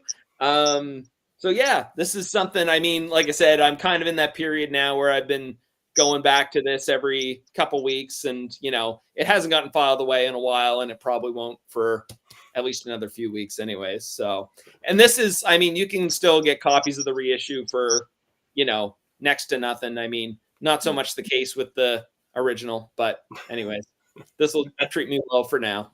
Yeah. Beautiful. Yeah. Super cool. What's your Rupture? Puts out a lot of good stuff, right? Yeah, what have they done? Like, are they doing only archival, or are they doing new contemporary groups as well?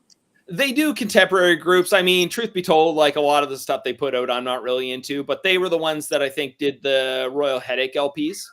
That's it. So that's the only other thing that they've done that's really kind of like grabbed me. There might have been like one or two other things that I bought from them, but for the most part, it was kind of a lot of contemporary shit that was just, yeah. But there does seem to be not really my bag. There does seem to be some amazing punk rock coming out of Australia as of late, though. That's for sure. Oh yeah. Like, I mean, just insane how much good stuff there is going on down there right now. Yeah, it's crazy. Yeah. Do you know XL Capri? Any of you know XL Capri? I do. That name sounds familiar. My city of Sydney. Yeah, isn't that great? Yeah, it's cool. I like Z Cars a lot too. They're really good. Yeah. I don't know if I've heard them. What song did they do? Do you remember? They're kind of like that old power poppy band, isn't it? Yeah. They had just the song, is there someone out there? Yeah, they did. And then was it Meat? Somebody reissued the. It was Mean Bean. It was Martin and Mean Bean. Was it Mean Bean? Yep. Yeah. So reissued it and sold out. Yeah. That's where I know the name from. Okay. Yeah. I just got a record store day thing. I don't do record store day, but I went in the store like a few days later, and this was a record store day release, and I was actually blown away that this got reissued on record store day, because it's kind of an obscure Australian thing, and it's from the 90s. It might be a pick for next week, so I'm not going to show it now. But I was really excited to like see that had been reissued of like all records that it was really nice actually to see that a good record had been like reissued. I don't want to know what it is, but after the show, I'll tell you after the show. Because I have an idea what it might be. But Australia, yeah, I mean, wow. If there's anybody out there watching this from Australia, I mean, wow, you guys just have such a rich history. I mean, if you listen to like that, I guess, pub rock stuff that was happening, and I can't go without mentioning Buffalo as well in the early days. I mean, the hard rock scene there, and like the influence of Detroit and how it carries into the burgeoning punk scene there. I mean, and the Scientists, I mean, there's so much crazy, stuff there. So just to double it back, Kriegshög are in Japan now. There's like a 3-day festival in Sydney with tons of bands. Oh yeah, Schizophrenia from Japan are there too. Prospects from Singapore are there. That's Hardcore Victim. That's it. Yeah. That's going on like right now in Australia. So, yeah. I'm not gonna lie. I did look at last minute flights to Australia from here. Yeah, not gonna happen. Wow. The band Dead from Australia is coming to the US this month. Yeah, it's cool seeing all the comments here. Yeah, I tell you, like last week when it was broken, it was really sad. Like there's no comments for 2 hours. It was a bit disarming. The comments, the chat is really important. Yeah. Comment away, chat away. Yeah. All right, Jason, what's your last pick? Okay, so acknowledging that you said that most of the people watching are mostly into hardcore and punk or metal as well. I'd say so. Yeah.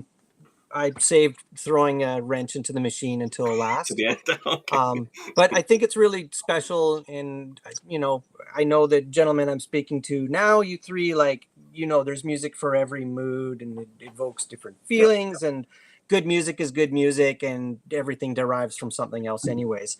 So I stumbled across a Romanian guy who completely blew me away what he's doing. His name's Remus Miron, and he's mostly an electronic DJ from what I understand, but he definitely understands the cultural significance of the great groups from the socialist period there. And I'm a madman for all kinds of rock music and jazz, and it started with punk and metal, just to make it clear and keep people interested here. That I was just I was collecting the underground music, state-sponsored and not state-sponsored, from every then socialist country. Wow. And when I was living in Poland, I kept hearing Poles revering certain hard rock groups of the 70s from Romania, of all places. Wow. And the biggest legend, someone here listening is probably going to know it, is Phoenix, who actually defected from from Romania by hiding themselves inside of speaker cabinets and being smuggled into Austria in the late 70s. They defected. Things were not good in Romania. If you had long hair, the cops, the militia would like chase you down and cut your hair and all this kinds of shit. So all this is a segue to say that there was an incredible rock scene that happened there in the 70s, but the tapes were all lost. There was one state label, Electricord. The transition that happened in any socialist country created a lot of chaos, zero accountability, a big free-for-all, lots of theft. People would steal from the companies that they used to work for because it was state-owned, and then there was often a question of, well, who even owns this now? So all kinds of crazy shit happened. But what Remus, this guy, got this brilliant idea to try and track down these old engineers that had recorded these bands and see if they'd made any personal copies of the recordings. So this is like fucking crazy. We're talking like world-class musicians playing very original music, fusing, traditional melodies of Romania, which has many regions and traditions to it unto itself, into contemporary music. So the label's called DJ's Conference. It's a crowd-funded label. You get it from I'm not going to remember right now, but this Diggers. What's it called? It's a crowdfunding label out of France. Okay. Diggers Factory. It's only by pre-order, and when the pre-order closes, you're screwed. It's too late. You can't get these records online for less than about €100 each. And Remus has been painstakingly taking the remnants of these master tapes and like cutting and pasting sometimes a song back together. He spends an insane amount of time restoring them. I'm not a big fan of the artwork that he's doing. It's cool, but it's not era sensitive. And I've still got these in cellophane, so I won't be able to show exactly, but there's just a whole series with these. How the fuck do I show that to you? That's okay. Paintings. There you go. Okay. Experimental quintet. Okay. That's right. I like that one. That's cool. That's cool looking. That one. Yeah. With the eyeball. Yeah, so these are all done, I believe. It's either a Romanian artist or it might even be a French artist. This group's called Ethos. There was also a Hungarian minority in Romania that sang in Hungarian. So these groups are Romanian, but also they sing in Hungarian. There's another experimental quintet. Anyways, like, you know, Black Sabbath was totally big there. But these particular groups, they're a mixture of psych and jazz rock. There is heaviness, there's beauty. Yeah, but they're just super fucking original. So it's called DJ's Conference. They're all Romanian progressive rock, hard rock, heavy rock, jazz rock stuff from the 70s. And you can get them through Digger's Factory. Beautiful. Very cool stuff out of Romania. Wow. And nobody knows what to say because we're looking. I'm a kind of prog fellow. I do dabble in a lot of prog rock, but I've not heard anything from Romania that I can remember. So I'm quite intrigued to check it out. Phoenix. Start with Phoenix, and yeah. Phoenix.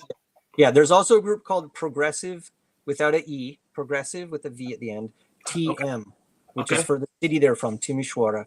And Progressive TM, it's Black Sabbath and the heavy side of Jethro Tull put together. There you go. You got me now. Two So drummers. I like the heavier side of prog. If it's like a little bit heavy, the heavier side of prog, I'm all in. I just don't like saxophones. No problem. Yeah. Right, Mike? You're not. Yeah. What a segue. Sorry, Mike.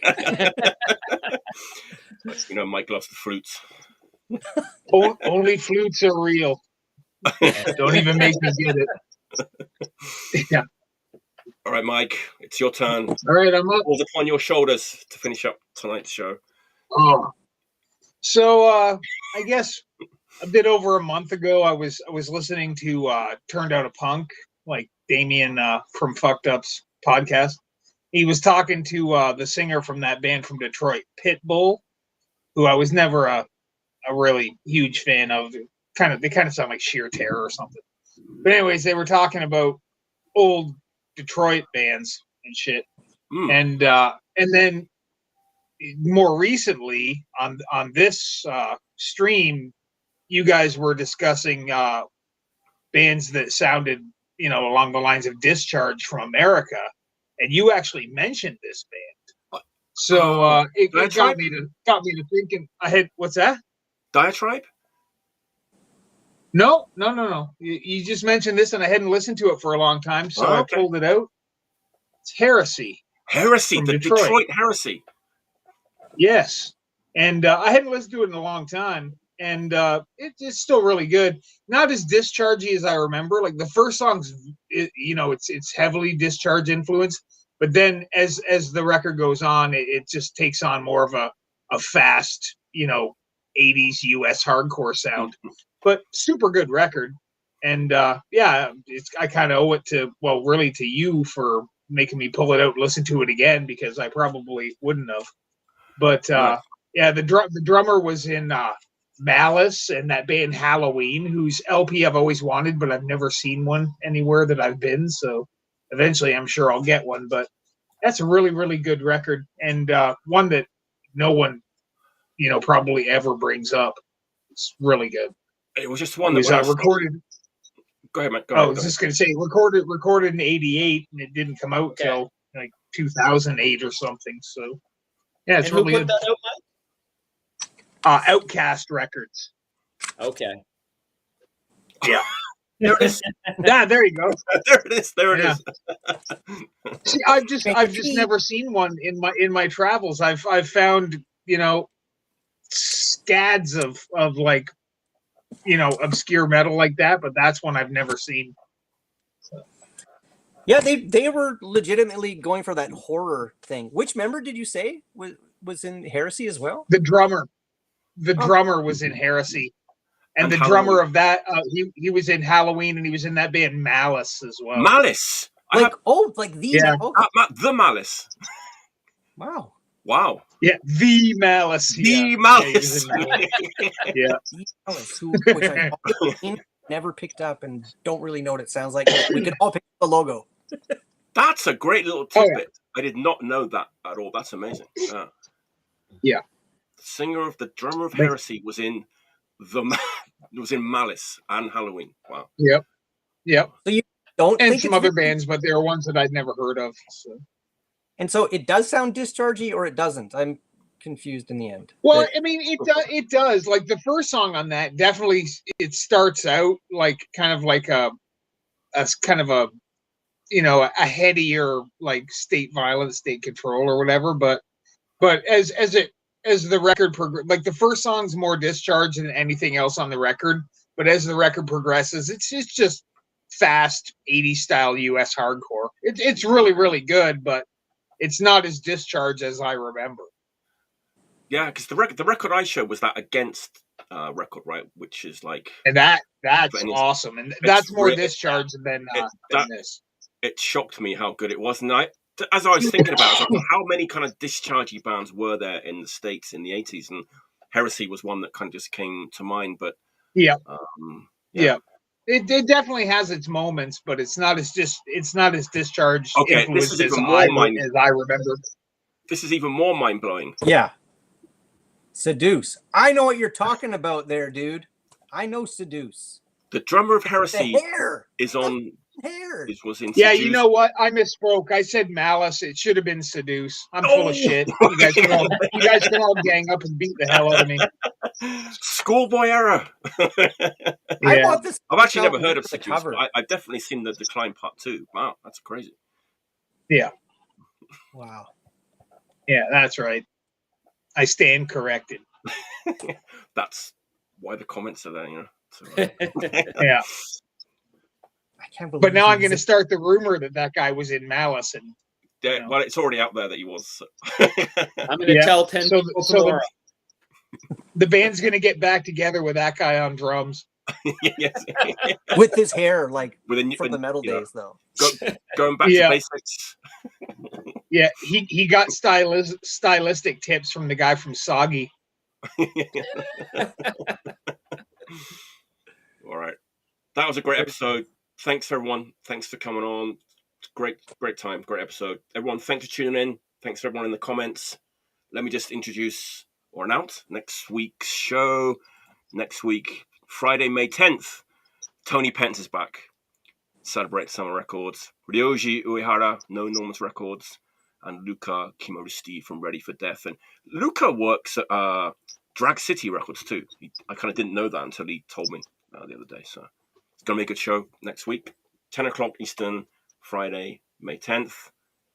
We're going to stay chatting for a little while after the camera stopped rolling, right?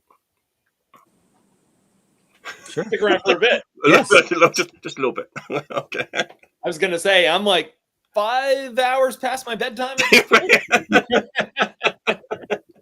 I'm not a night owl. Not a night early owl. In the morning guy. Yeah, it's late there. Hey, Dave. Oh. Yeah, it's like 10 after 1. Oh, that's pretty late. Yeah. Yeah. So it's just like between Osaka, Victoria, and Halifax, I think we got like the most diverse time zones covered. So from coast to coast. That's right. All around the world, bud. Yeah. All right. Until next time, stay healthy. And, of course,